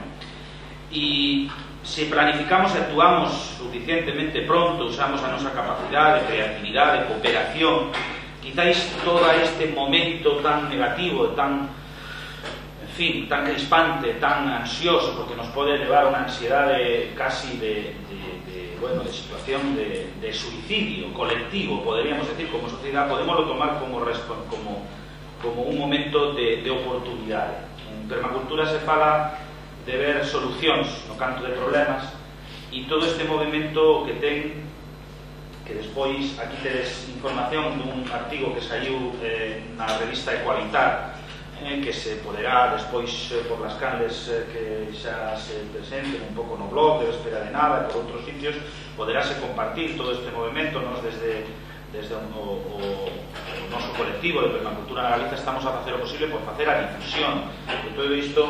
Vai en liña precisamente de artellar accións comuns e de armar desde a cidadanía o primeiro paso deses 12, tampouco me paro máis, fala de formar un grupo directivo que leve adiante todo o proceso, pero que o que primeiro faga ese grupo directivo é deseñar a súa propia autodestrucción. É dicir, ten que levar esa iniciativa adiante a un momento, e a partir de aí ten que ser os gobernos locais e todas as estructuras que se teñan, eses grupos de traballo que se poden artellar, os que sigan adiante, pero o grupo directivo, o promotor, os promotores teñen que desaparecer, en todo caso se integrar nese proceso. E esa é quizáis tamén unha nova forma de democracia, non? Quizáis o de democracia que ven de Grecia está xa esgotado, e aí podemos sacar todo o noso ingenio, a inteligencia colectiva e creativa para deseñar un pouco tamén novas formas verdadeiramente participativas. Ben, seguindo un pouco coa tema da resposta política, bueno, teimamos moito, xa sabemos que non podemos depender, pero é fundamental, non? Que estábamos unha crítica, é dicir, unha cosa que non confiemos en que a política vai solucionar nada, e outra cosa que deixemos de facer a crítica e as demandas necesarias, non? Como esas alegacións que fai a Lega, ou calquera alegación que se pode facer a partir do coñecemento que obtenen desde calquera colectivo cidadano. É dicir, todas as leis agora podemos las ver, ou, como decía, podemos ver o telediario xa con óptica de Félix, non? Por exemplo, as medidas que se están a tomar pola Xunta, por exemplo, no campo da autosuficiencia alimentar, porque ao final a comida, podemos falar de moitos luxos, de se podemos viaxar en avión a Centroamérica, pero ao final a comida é fundamental. Esas mortes, finalmente, que moitos pronostican van bien, porque toda esta agricultura industrial depende dun modelo que vai desaparecer cando desaparece o petróleo barato. Entón, por exemplo, no campo da autosuficiencia alimentar, o que se está facendo é aumentar esa capacidade de resiliencia ou de resistencia ou de soberanía que temos, ou está a facer xusto o contrario, ou non se está a facer unha de cal e unha de arena. Bueno, pode ser unha de cal e unha de area ou o contrario, e o exemplo máis claro temos agora ca aprobación do decreto de artesanía alimentar, onde, por exemplo, o produto caseiro, que sería un pouco o noso saber tradicional e demais, foi, digamos, descaradamente raptado e posto en maus da industria. Sí, se explica un pouco porque igual a xente non... A ver, o decreto de artesanía alimentar regula o que é a produción artesana, os diferentes tipos de producións con calidade, denominacións de origen e demais. Aquí se meteu o produto caseiro como outra marca, digamos, cunha regulación e demais, que vai ter que cumplir os requisitos sanitarios e higiénicos casi igual que calquera outra industria, como pode ser Martínez, por exemplo, e logo ter esta competencia no mercado. Nos demandábamos que o produto caseiro é o saber tradicional das explotacións do rural, e que eso non podía ser regulado do mesmo xeito e nas mesmas condicións, e que o retiraran dali. Non se retirou, e o que se fixo foi poñer este termo, que entendemos que é un termo noso, un termo da cidadanía en mau das industrias. Entón, agora, pois, eso, Martínez, por decir que as súas magdalenas son caseiras, en que estén feitas con fariña transgénica, cantidades emulsientes e unha lista interminable de non? Pois eu creo que isto se pode extrapolar a todo, é dicir, aínda que nós entendemos que para que desde o agro isto se poda participar e facer fronte a esta crisis, pensamos que se pode, para iso hai modelos sustentables, para iso está a agroecoloxía, para poder traballar, vemos que o modelo que se está primando sigue sendo a intensificación. Agora se empeza a falar dos cultivos enerxéticos, cultivos agroenerxéticos no noso país, con 25% de superficie agraria útil, pois podedes imaginar a desfeita que pode ser se de verdade se promociona este tipo de cultivos ca excusa de suplir parte da alternativa enerxética, non? Entón, pensamos que non se está traballando para o que se debería traballar cada localización da economía ao produto local, a que non veña a trocar a exportación polo consumo local, basicamente, e buscar técnicas e saídas de como facer que non haxa esta dependencia tan grandes que teñen as explotacións. As explotacións teñen unha dependencia hoxe en día do petróleo que non ten volta atrás, unha dependencia creada por o sistema que as levou a isto, eu creo que tamén hai que dicilo, non por iniciativa dos labios de senón porque, o sistema levounos a este modelo de producción, e entón agora, hai que ver como se reduce isto. Temos que ter en conta que as explotacións un 40% do gasto enerxético que teñen é a base dos abonos nutricionados, entón nos entendemos que o que hai que traballar é cara a sistemas sustentables, agroecolóxicos, labregos, ecolóxicos, hai outros moitos sistemas sin ser o industrial e transgénico, digamos, que se poden desenvolver, que poden favorecer que se manteña o medio rural, que se manteña o CO2, as terras fértiles poden contribuir a eliminar o cambio climático do CO2, entón, un pouco, entendemos que esa é a liña pola que hai que traballar. que vemos que non é realmente a que se está apoyando desde as administracións. Incluso se ten en outros ámbitos, porque agora, por exemplo, tamén as sementes transgénicas xa están a entrar, é dicir, están. Estamos aquí, non nos engañemos.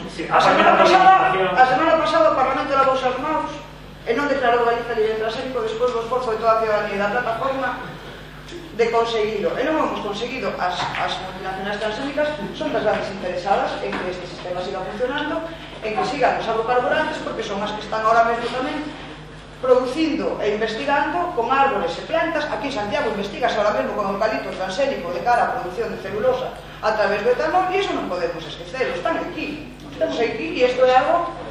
A universidade, efectivamente, o sea, con cartos públicos e avalado por a nosa administración. Entón, eu creo que, bueno, que efectivamente é mellor necesitamos un bo tirón de orellas desde a ciudadanía, o noso goberno e as institucións. Que temos que ser nos as persoas as que demos este tirón de orellas, digamos, hasta aquí chegamos, queremos cambiar este modelo, esta economía vai acabar co planeta e, bueno, dar esta volta, non? Sí, e artellando quizáis formas de loita un pouco non frontais, senón quizáis boicots ou insumisión ou obsesión, que asumando razóns, é dicir, porque xa non é unha razón de saúde, por exemplo. Eu era un gran convencido na agricultura ecológica. Facer, eu creo que hai que facer. E poñendo alternativas, é dicir, aquí está, e demostrando que, por exemplo, o modelo da agricultura ecolóxica é mentira, que este xa menos rendible, sobre todo se tes en conta o custo real, é máis rendible social e incluso económicamente. Eso hai que demostrarlo coa práctica, porque se falas de teorías, ao final non chegas a nada, non? E seguindo un pouco coa autosuficiencia, en o panorama enerxético, como vedes? Por exemplo, se o petróleo nos escasea, Galicia é autosuficiente enerxéticamente? Ou podería ser? Unha cousa, imos seguir estas 12, o que non sei hablar, esa parte do foro tamén que quere participar, Sí, para as 12 xa, digamos que remataremos, pero quería unha preguntiña máis. Sí, pero porque un medio propio que se te pido do público de nós, que non se ve. E que as 12 tentas seguir. Sí. Pero non se ve si é dinámico ou nada. Non é sin querer interrumpir,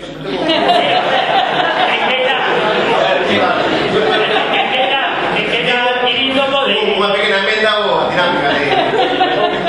O que queira participar xa con preguntas, porque, bueno, que estou plantexando moitas das cuestións que está en mente, ¿no? Pero se queredes participar comentando ou preguntando algo xa, podedes empezar, No, pero eu creo que o repito. Eu creo que ten razón, eu xa iba a casa e saltar, un pouco maior en fin, non? Pero é que vamos 2 horas, es decir, eu creo que temos que empezar con mesmo falar de, por ahora, de democracia protagónica, a xente que estamos por aquí, debemos ya entrar en materia, porque non sei. Nada, non te demores. Pregunta. Sí, perfecto. Pero yo un pouco estou unha línea de Manolo, é dicir, aquí hai unha crisis profunda do sistema, non? É dicir, pero cuidado, hai mecanismos que podemos estar muitísimo peor, incluso surgindo momentos xenófobos, fascistas, etcétera, o digo que non falamos de vista eso porque hai exemplos na historia. Eu sei con esto, eu e outras personas, eu son membro de algún xa me conocedes, de cualquier árbore, fai 11 e pico anos que empezamos con este tema, no 97, e solo hai un tema que sí que me preocupa. En este momento estamos vendo en torno a crisis como a revolución verde por Thatcher, que fai 50 anos había 20 millones de pobres que realizaban el mundo, aí se pasa de 1.000 millones de personas. E como o tema poblacional como é de cosas que se pode contar en este momento está a acontecer. E nós estamos nun millón dos mundos. É dicir, como queres que se funcione? Que hai que dice, bueno, cuando a crisis profunda, morrerá 1.000 millones de personas dentro de vuestras vidas. Podemos quedar así tranquilamente, é inevitable iso, por o tema do CENI, estamos falando de migración, energéticos, etcétera. Tomamos aí un debate das 4:30 que seguramente ni los que estamos aquí sobre el consumo responsable y consciente, las 4:30, ¿no? Y es un tema para mí realmente preocupante porque está o aspecto humano no vos ustedes son un tipo de... Home, aí creo que temos de partir da ecuación que presentei despois de presentar de moitas maneiras, é dicir, tens que multiplicar o consumo que fai a poboación polo número da poboación. Ese produto xa está disparado, xa estamos por riba da capacidade de carga do planeta. Entón, hai dúas vías, é dicir, ou reduces o consumo ou a poboación vai se reducir. Lóxicamente, vai ter que ser unha combinación. Eu penso que o que estaba propoñendo moita xente é que os máis ricos, os que consumimos máis, os que temos unha pegada ecolóxica de máis dun planeta, reduzamos o noso consumo para permitir que a xente, por exemplo, de Burkina Faso, é dicir, se todos consumíramos como en Burkina Faso, caberían no mundo 12.000 millóns de persoas. É dicir, hai que deixar que para que eses poidan consumir un pouco máis, nós temos que deixar de consumir. Pero aí estamos a falar do cambio de mentalidade, que o capitalismo non vai xogar a eso. O capitalismo, non sei se tedes lido o informe Lugano, o capitalismo xa conta con que para sobrevivir ten que cargarse a boa parte da poboación. Ou ten que deixar que morra boa parte da poboación, dalle igual, son prescindibles. Xa hoxe existe unha parte da poboación que como non consume son prescindibles. Xa son ricos da bondo pois que consumimos. Entón, o capitalismo non vai xogar, non sei se estades de acordo, non vai xogar imos reducir o consumo para que poida haber un número de habitantes o máximo posible. É dicir, aí penso que vai ser inevitable, non sei por que vía vai vir esa reducción de poboación, pero penso que non vai haber unha solución artellada, digamos, por los gobernos internacionales. Vai haber no canto peor, mellor para algúns, e quizáis haremos nos escenarios moi pesimistas. Quizáis aquí non temos os datos, podemos plantexar en todo caso solucións, acción, un pouco, eu aposto pola acción, porque na mentres, pois bueno, sucederán cousas, teremos que ver, teremos que reaprender absolutamente todo. Eu estou de acordo co tema dos indicadores, a esa demanda, por exemplo, de referenciar o índice de desenvolvemento humano, porque aí toda esta proposta que plantea Manolo, ese reequilibrio é como pode xurdir, pero claro, iso ideal sería que o aceptaran en clave de organismos internacionais, pero lamentablemente pareceme que non vai ser o escenario, vai ser precisamente dende abaixo onde temos que facer todo un exercicio casi de insumisión cara a ese goberno planetario, esa democracia casi obligada, e bueno, non sei, será apaixonante, moi terrible seguramente para moitos espazos do planeta, pero tennos que dar esa enerxía de solución no canto de problemas, ¿no? de acción e de reivindicación tamén, e de acción nos nosos límites, no fondo, ¿no? E desde logo que tamén un aspecto moi crítico, como planteou Manolo, pareceme tamén toda esa revisión do movimento ecologista, do ecologismo como tal ideoloxía, desa referencia a aceptar o modelo que nos venderon. Non, eu aí non estou de acordo, e creo que esa é un pouco unha referencia, non é por ir contra unha organización ou outra, sino ao revés, hai que facerlos ver tamén que deben de mudar esta estrategia, porque eles son activos tamén, a súa acción tamén é importante, a de Greenpeace concretos, ou a de calquera organización. Non sei se partiño por alusións ao movimento ecologista. Vamos a ver, Greenpeace é coñecido dende hai moitísimos anos, ten unha política con respecto ás enerxías renovables moi clara e moi concisa. As enerxías renovables son boas, non hai ninguna chata, non? Hai outros grupos ecologistas, en Galiza non hai ningunha parte de Greenpeace que defenda por encima de todo as renovables, porque todos vemos que teñen un impacto en zonas protegidas, un impacto ambiental que é evidente. Evidentemente, na Serra do Guadarrama non hai parques eólicos, non? Hai parques naturales, non? E iso, bueno, pode ser un pouco causa non digo da ceguera de Greenpeace en xeral, pero si de Greenpeace de Madrid, porque a ceguera con este tema de Greenpeace en xeral é algo inexplicable. Ven tamén de que eles sí que son firmes, están en contra firmemente da enerxía nuclear, non? Quer decir que cada organización ecologista, bueno, pues ten as súas propias medidas, a súa propia ideoloxía, non? E Greenpeace ten esa casi dende que naceu, non? Entonces, quere decir que non nos podemos tampouco extrañar por iso, non? É dicir, as cousas hai que leválas na xusta medida, non? Eu creo que hai que ser, nas propostas que se fagan, creo que hai que ser tremendamente práctico. É dicir, creo que as cousas hai que facelas pensando en explorar as cuestións que haxa que explorar para ver que as cousas funcionen, non? Quer decir, hai que facer menos experimentos e máis iniciativas que son fáciles, simples e que as pode facer calquera, non? E eu creo que as cousas é mellor que vayan por aí, porque así aprenderemos moito máis, mentras o feito fundamental é que non sabemos cal é a nosa alternativa, non? O que estamos facendo aquí tamén nestes momentos é intentar definir unha alternativa ao sistema tal como está montado, non? Bueno, pues o que temos que facer primeiro é aprender, e entón non podemos tampouco marcar unhas cuestións moi tallantes, porque vamos a ter que ir aprendendo que é o que queremos, non? E nesa historia, por eso eu fuxo un pouco de propostas que sexan maximalistas, prefiro as que vayan un pouco máis a ir modificando o que nos facemos pouquiño a pouco, non? Sí, creo que ti tiñas pedido a palabra. Despois hai... En relación, empezando por lo final, de hacer a pregunta que para decir a su compañero, que es lo que sí es inevitable, que 1 millón de personas estén muriendo actualmente de fama en el mundo, si nos vaya a preocupar o si nos vamos a buscar una solución, es lo que sí. Quiero hacer un par de declaraciones o subrayar un par de puntos que parece que son contradictorios, no es debatible, ¿no? Que se habla de que solamente falacias en la solución inicial que no se puede reducir, no podemos rescindir la calefacción de productos industriales, de medicamentos, del 90 o 95% del transporte mundial y sin petróleo.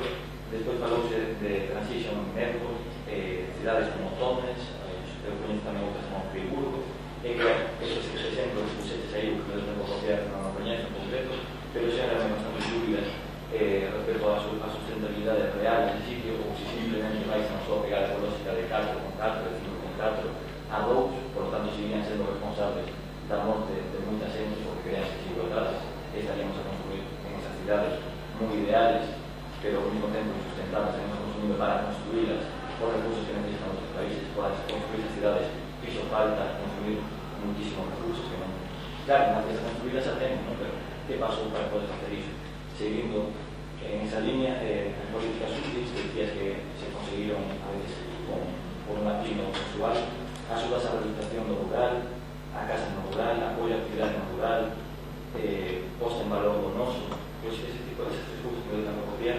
Creo que a rehabilitación no rural non é tal, creo que non se fai con materiais autóctonos, que se fai con hormigón e demás, pero é sempre unha aclaración no sentido de que ni siquiera creo que non son activos, creo que alguén máis dixo que para ele tampouco, creo que foi Manuel, que dixo que tampouco para ele eran activos, esporádicos. En caso de potenciación do consumismo que fai o sistema, son cousas que non se para Galicia, e onde quero dicir que hasta que punto, bueno, por último creo que teníamos mucho máis, que a xente decía, a representante da Universidade Rural, decía que a xente tan subida a falar da recuperación do rural, pensa que volve o pasado, a fame e a calamidade. Non sei hasta que punto non ten razón, e aí onde xa me paro e digo que hasta que punto estamos dispostos a recortar as nosas comodidades sin decir que non cerrar máis a villa. Estaríamos dispostos a non ter unha vivienda para cada 4 personas e que se poder vivir como mellor en unha residencia de estudiantes que temos aquí ao lado unha que podríamos mellor botar unha ollada e imaginarnos vividas todavía. Estaríamos dispostos a facer iso para que non morran 6.000 millóns de personas, a reducir os nosos consumos hasta que punto. A sociedade incluso a veces volver ao rural. ¿Qué comodidades teníamos en el rural? Teníamos internet, teníamos acceso a cultura, si todos volviéramos a ser autoproductivos, podríamos ter universidades, podríamos ter investigación científica, Poderíamos... Bueno,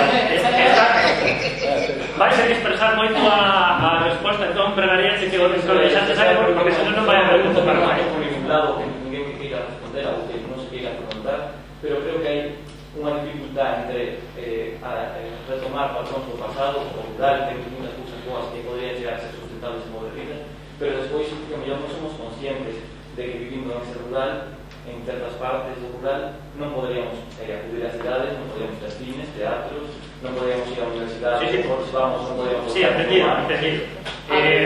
Eu vou responder brevemente. Eu cando dixen políticas útiles, en absoluto dixen que foran atinos. Son parcialmente útiles, totalmente inconexas, bueno, que non sei se van ter algún efecto. Pero quero decir, que se apoie a restauración de casas no rural sempre será mellor que non se apoie. Que se está apoyando mal, que se está facendo con materiais, por suposto, a que as cidades en transición non son perfectas, que están facendo unha transición en algún punto incoherente, seguramente, pero estáse plantexando ese objetivo. É dicir, primeiro tens que ter un objetivo e despois ter unha estrategia acertada. Se tan sequera te plantexas o objetivo, entón apaga e vamos. Bueno, en canto ao tema onde estamos dispostos aos sacrificios, por suposto hai leches coa clave do asunto. Era tamén o que comentaba o compañeiro. É dicir, hai desas dúas variables, a de perder poboación, estamos dispostos para que non morra máis xente, a reducir o consumo enerxético de recursos. Esa é a cuestión clave, absolutamente, de todo isto que estamos a falar. En canto ao saber tradicional e a volta, pois, bueno, vou deixar que responda a Patricia, porque penso que está tamén claro. A ver, indudablemente os cambios de mentalidade son moi complexos e estamos afeitas a ter unha serie de cousas que renunciar ou non renunciar a veces e que xa nin as pensamos, non? Pero eu creo que a idea non é esta volta idílica rural. Eu nos concellos que me toca traballar, un deles é Monfero, para quenes conozades máis ou menos a zona, é grande, disperso. Nós, por exemplo, temos unha iniciativa que é un xornal comarcal que se chama Pegadas, e a mí tócame facer o reparto, pois é un xornal mensual, e o outro día non puiden repartir porque chegou o día 1 que estaba, xa non puiden chegar ás Pontes, non, que é onde traballo, e non puiden facer o reparto porque estaba nevado, porque, e Monfero estuvo, pois, o mellor un día, pois, con moita complicación, non? Eu nunca falo dunha volta idílica, primeiro porque me parecería unha estafa, non? E unha licencia que non se debe de tomar. Pero eu creo que ten algo que apuntaba Martiño, o tema de os indicadores de calidade. Eu creo que aí é onde temos que empezar a repensar. Realmente, cando falamos de benestar, de que estamos falando? E realmente que cousas valoramos? E o que sí é certo é que estamos nun momento onde ainda temos moi perto cousas que por habituais as vemos como naturais e non lles damos o seu valor. Eu sempre poño o mesmo exemplo. Hai unha agrupación de produtos locais, agroalimentario do EUME e tal, e a mí os meus compañeros e os meus compañeros me riñen, me dicen: é que ti non eres consumidora? E dixen: non, pero vouche contar porque non, porque os meus pais ainda teñen ao lado da Coruña, no Concello da Coruña, onde sou nunha horta pequena, plantan, miña nai vai as amoras, fai a mermelada, e eu non compro outra mermelada porque como a que fai miña nai. Entón, que quero decir con isto? Que hai que dimensionar as cousas, o sea, volver ao frío, volver á fame non é o que se busca, ou volver ao rural e renunciar a internet. O que si hai que mirar é en que condicións. O que si hai que mirar é que, por exemplo, o modelo de vivir, pois, o mellor unha familia de 4, pois o mellor hai que cambiarlo. Porque o mellor e porque cada vez hai o mellor máis familias que son dunha persoa. E o mellor xa non por calidad e capacidade económica, sino por calidade no acompañamento. O sea, un dos valores importantes que tiña pois o rural e as pequenas cidades de hai uns anos atrás, de hai un século, era todo ese tecido de necesidade de facer cousas en común, non? Chegou de repente un certo poder adquisitivo e con un tractor chegaba e temos 50 tractores. E se o Concello do lado con unha piscina, da igual os metros que este o mar, poñemos unha piscina e facemos campos de fútbol, pero logo como non se poden regar, cambiámonos e facémolos de erva. É moi complexo, pero que si temos que empezar a mirar, eu non podo decir este vai ser o cambio, pero podo marcar o meu cambio.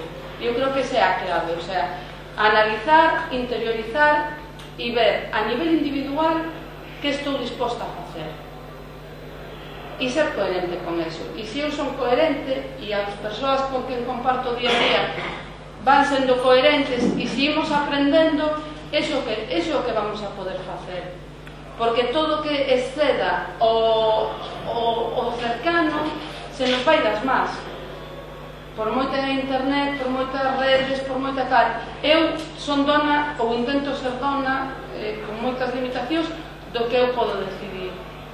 E aí podo marcarme, podo decidir se compro ou non compro, ou que compro, ou por que compro isto, ou como xestiono o meu salario e cales son as miñas prioridades. Aí é onde vou a ter unha posibilidade e traballar así en rede, porque...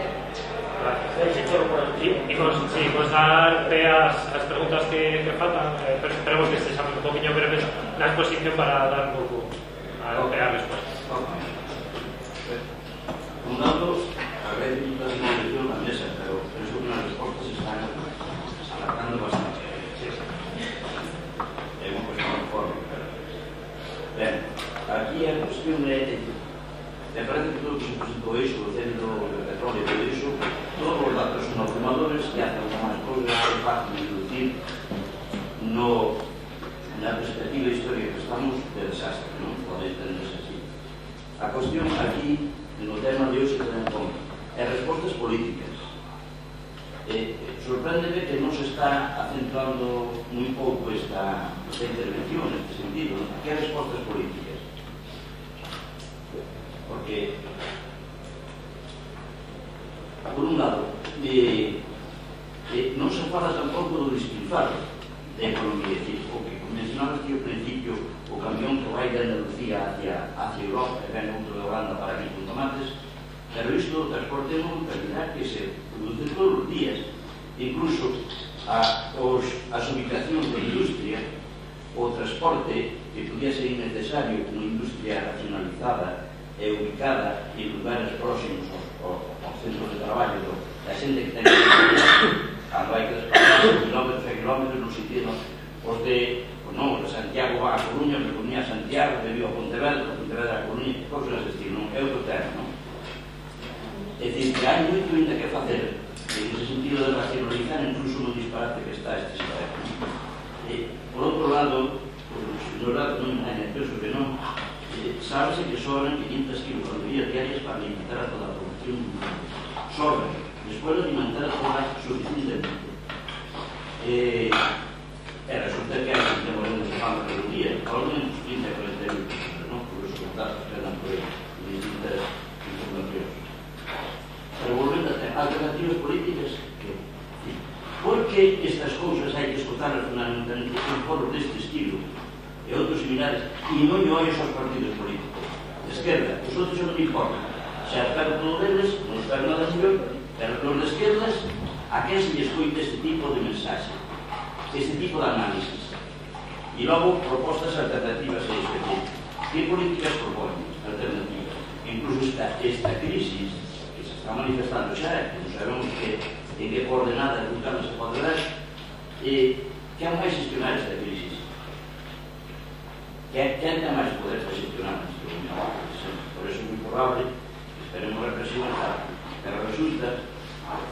Si, por favor, se podes abreviar un poquinho o que queres que debajamos centrarnos nunha cuestión para poder dar pe a máis. Por outro lado, vexo a manifesta incapacidade das organizacións políticas en presencia hoxe en día para ser capaces de plantear alternativas. Non teñen nin discurso siquiera. E segundo, é unha sociedade completamente que estamos ao máximo do que se xestiona en nivel de poder. Pero é que negadora a organización política actual, penso, é o síntoma das persoas que consecuentemente están en partidos que parecen respetables, pero son negadoras da participación por responsables da eu penso que esa é a cuestión central que estamos volvendo ao principio do debate, é dicir, ao mesmo que falaba Manolo, non é? É dicir, ao final estamos en que todo este é un problema de injustiza, tamén de reparto, de equidade, de poder de decisión, non? Penso que estamos de acordo. Todo o que teña que ver coa política... remato brevemente, todas as organizacións políticas, incluso sindicales, que non contribuían á incorporación da maioría social ás actividades de xestión política de todo tipo, de crítica, de análisis, etc., é un fracaso. Iso por un lado.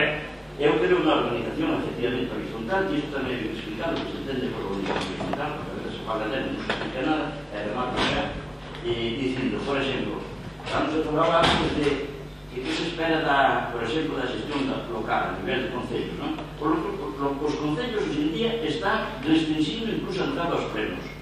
Teño exemplos na cabeza. Con policía, donde hai que enseñar o carnet. Sí, todo eso sabemos. É dicir, eu penso que nos estás dicindo cosas que xa todos sabemos de sobra. A cuestión... Absolutamente, mira, e isto está practicando tamén con gobernos de esquerdas. Sí, sabémoslo. Pero a cuestión aquí clave, eu penso que por que neses países que eu mencionaba, que seguramente os aquí presentes coñezan algún caso máis, por que, por exemplo, en Suecia, ainda que teñan o mesmo problema de falta de democracia, estean no mismo sistema partidista, por que ali existe unha planificación? Por que no Parlamento Británico existe un grupo interpartidista que está estudando o cénito petróleo? Outra cosa que despois como se pon eso en práctica, pero ese mínimo exigible, por aí eu penso que se debe incidir, poñerles aos señores parlamentarios galegos, decir, isto é o que se está facendo noutros parlamentos, o problema é a nivel mundial, Galiza non se vai librar, por que vos non o facedes? Xa non se digo cousas de cambiar o sistema político, pero cando menos poñerles na tesitura da incoherencia absoluta de que están deixando aí, bueno, hasta que nos pille a última crisis como nos está pillando todo, non? Tarde e mal. Por que neses países, por que nos países anglosaxóns xa se está facendo isto? Por que se fala, non sei, nunha cidade grande como é Portland en Estados Unidos, por que se fala do cénito petróleo no estado de California?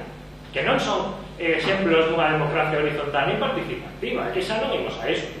Lógicamente hai que combinar, é dicir, atacar por arriba, atacar por abaixo, intentar facer, como decía Patricia, como aquí se repiteu, exemplos desde abaixo, con o noso consumo particular. Eu penso que é a clave, porque non podemos facer cantos ao sol de decir, bueno, imos cambiar o sistema, os partidos de esquerda teñen que... Non, é dicir, todos. No Parlamento Británico a esquerda brilla pola súa ausencia, porque me dirás ti que o laborismo, eu penso que aí está claro que este problema xa non é unha cuestión de esquerdas ou de dereitas, é unha cuestión do modelo económico e do mito do crecemento, no que agora mesmo están facendo todos os grandes partidos de esquerdas e de dereitas. O presidente da Generalitat de Cataluña, José Montilla, outro día, como o noso presidente Zapatero, tamén se descolgou pedindo máis consumo. Entón, esa é a realidade. Ata que non o teñamos claro e deixemos nas vindeiras eleccións de votar, mesmo de votar, eu non represento a ninguén nada máis que a min mesmo, a mí, con isto que digo, de buscar precisamente nos programas dos partidos políticos aquelas cousas que teñan que ver con todo isto que se está a propor en estes foros, como diste, que son totalmente fora realmente do propio poder, e se non atopamos o que queremos, directamente rexeitamos ese poder político, e esa é a posible nosa insumisión. Eu son máis partidario da insumisión comercial, é dicir, porque está claro que un euro vale isto, pero a política é un voto. Entón, se deixas de comprar, é dicir, se teneras obsesión ao consumo, porque además eso practícalo todos os días, esa é unha democracia diaria. No que eu fago todos os días nas miñas eleccións de consumo, estou elixindo un modelo de sociedade. Non cada 4 anos que elixen uns tipos que despois van a elixir a outro, que despois van poñer as políticas que lle diga o señor manda máis no Banco Santander. Non, ao final temos máis poderes, eu penso, non sei se está de acordo, na actuación desde o punto de vista do consumo. Se non consumimos, o sistema non funciona. Estamos a falar de que temos que pedir aos políticos que cambien o sistema para que non nos pidan que consumamos. Carai, por que non atacamos o problema de fronte e deixamos de consumir directamente? Ou deixamos de consumir aquilo totalmente prescindible? Eu penso que é polo que aboga o movimento do decrecemento, que é moi forte, por exemplo, en Francia, non? E que incluso hai un partido polo decrecemento. Permíteme unha matización a miña cuestión máis orientada que se temos a esperanza que desde a distancia política se vayan a defender as cousas, estamos jodidos. Penso que eso xa quedou bastante claro, que aí todos estamos de acordo. Mira, para que se modifiquen as instancias políticas modifiquen algunha cosa, ten que haber algún tipo de demanda por parte da ciudadanía precedente, ¿no? Entonces, o que hai que facer é poñerse a traballar, como decíamos, no decrecemento, nese tipo de cousas, ¿no? E facer que o sistema vexamos que é posible traballar de outra maneira, ¿no? Pero podemos pasarnos horas falando de iniciativas moi bonitas, pero que hai que levarlas á práctica e hai que ver se funciona ou non. Hai que ser conscientes, ademais, perfectamente de se funciona ou non. Volvo que hai que ser moi práctico con estas cousas, porque se non sabemos o que vai a resultar dos debates que poidamos ter ou das ideas que teñamos nós e moita outra xente, non? Pois o que temos que facer é probalas, é utilizar a metodoloxía científica, o ensayo, error, e así é como saberemos cal é unha ou varias mellores opcións que temos que tomar, non? Pero hai que ponerse vamos a darte a derradeira pregunta, non sei se algo máis quería, pero bueno, por dar un descanso antes de que comezase, non sei se nos dará tempo, a xente que queira decir xa ido para seguinte, xa o xito, que forase un pouco atropellado o tema da participación. Bueno, a ver, eu máis pregunta é un comentario, non? Porque aquí falouse bastante do papel da alimentación e como está impactando, pois, a cantidad de kilómetros que recorren os alimentos todos os días, non? Comemos todos os días e esa é unha actividade que está impactando moi seriamente todos os que estamos falando. Entón, eu quería facer dous comentarios. Un, que non falamos nada aquí neste foro, pero que sí que quero deixar no ambiente, a reflexión sobre o papel das grandes superficies que son o noso santuario. Donde compramos a maioría de nós? Segundo, a partir de aí, desa reflexión, que podemos facer a nivel local? Porque os gobernos locales tamén están moito máis próximos ao millor e aí sí que tamén se pode incidir. Que papel teñen a hora de conceder, por exemplo, as licencias para instalarse as grandes superficies? Aquí en Santiago, nun momento determinado, fixemos varios colectivos unha plataforma para intentar parar eso que están construindo aí nas cancelas, ou como se chama as cancelas. E aí, bueno, pois quedamos máis solos e máis solas que a unha, porque eso vende, non? Entón, eu creo que eso é unha cuestión que temos que abordar. E outra cuestión que tamén me gustaría comentar aquí, relacionado con política agraria, fai pouco acabo de aprobar unha reforma na Comisión pola Unión Europea, onde participou no Consello de Ministros e Ministras de Agricultura, donde se permite aumentar o volumen de produción, neste caso do leite, en Europa, cando xa estamos exportando. Bueno, pois, unha semana escasa despois, asistín a unha reunión da Comisión Europea donde as industrias leiteiras que querían desaumentar o volumen de produción en Europa están pedindo axudas públicas para exportar leite. E iso que é? Despilfarro enerxético e máis fame. E eu creo que estas cuestións temos que coñecelas o conxunto da ciudadanía, porque a nosa acción de escoller todos os días o que comemos é importante. E a partir de aí tamén podemos incidir nas políticas, non? Eu creo que é un tema que ten muchísimo que ver co que estamos falando. Gracias. Non sei se queredes contestar ou damos fe, quizás, a plantear outras preguntas e despois xa facemos unha contestación conxunta, parece? Sí. Bueno, que eu extrañaría, porque decíais que era derradeira, que non me prepararon.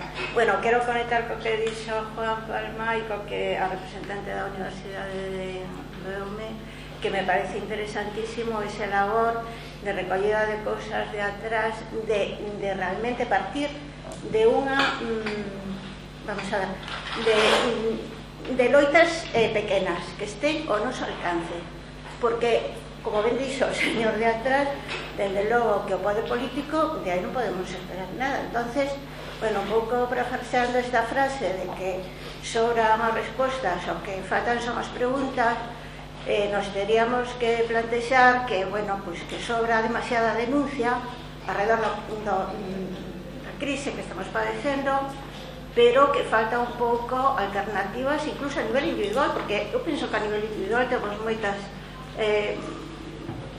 iniciativas que extrapolar, non? Pois no noso entorno, entre unha xente coa que traballamos, aí teño un labor fundamental, por exemplo, xente que está no ensino, xente da sanidade, e un pouco me remito a isto que decías, bueno, como é posible que un señor diga que recuperar as cousas antigas é volver ao tempo da fame, cando realmente o tempo da fame, bueno, non da fame, pero de enfermidades e todo, non lo traxen o petróleo a través da fabricación de biocidas, e recuperar, pois,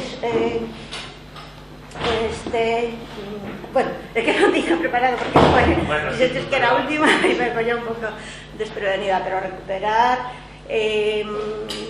xabairas tradicionales alrededor da sanidade e de moitísimas cosas é fundamental, é que xa non é discutible ou indiscutible, é que é fundamental neste momento. Entonces eu creo que eso se pode facer dende abaixo, dende logo, dende a individualidade e da capacidade que temos de extendernos a aqueles que nos poidan escoitar. Eu penso que son conceptos que estamos claro, pero aí é ver realmente que o que hai que facer, pero desde abaixo, non desde arriba. Si, poñer en práctica desde abaixo, sí, claro. penso que son puntos que estamos teniendo todos en común. ¿Alguna cuestión? Sí. Bueno, son varios aspectos que tocaron. O primeiro deles era, bueno, falaban de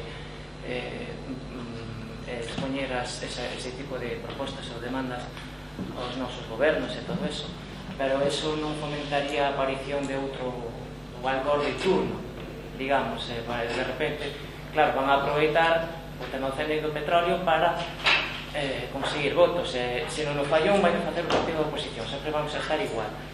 Por outra parte, seguindo a liña do chico de arriba, antes enseñou unha foto dunha cidade en Inglaterra, el comentou o tema de Friburgo.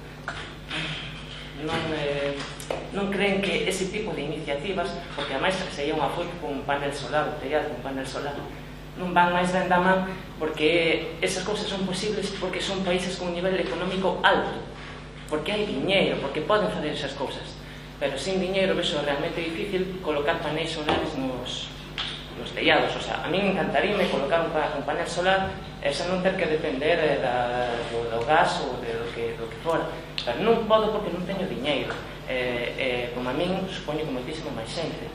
Despois, daban a cifra, creo que da morte ou 1.000 millóns de persoas, cando creo que as cifras en realidad poden ser maiores se temos en conta que o 20% da población que é a Occidente está consumindo o 80% dos recursos, entón non serían 1.000 millóns, serían bastantes máis, cando en realidad o 80% da población apenas consume o 20% dos recursos. Temos o caso de Estados Unidos, que 5% consume o 25% dos recursos, o sea, non pode ser. E por outra parte, finalmente, eu creo que o problema é que os que estamos aquí realmente somos conscientes do problema do ceño do petróleo. Como enfocarían, como plantexar o tema a unha persoa, como dicirlle, antes falamos de coherencia, como dicirlle a unha persoa, oye, en inverno cando fai frío non consumas gas, non encendas a calefacción, tápate con mantas, non sei, vais aos automáticos, non encendas, apaga o stand-by, non manteñas a televisión en stand-by. Bueno, quizás... Eu penso que somos todos conscientes de que hai un gran atranco, pero que o temos dentro da cabeza, non solamente os políticos, que o temos dentro, ese gran atranco para a gente. E, bueno, ler un foro, un comentario que quizás me impactou, fora...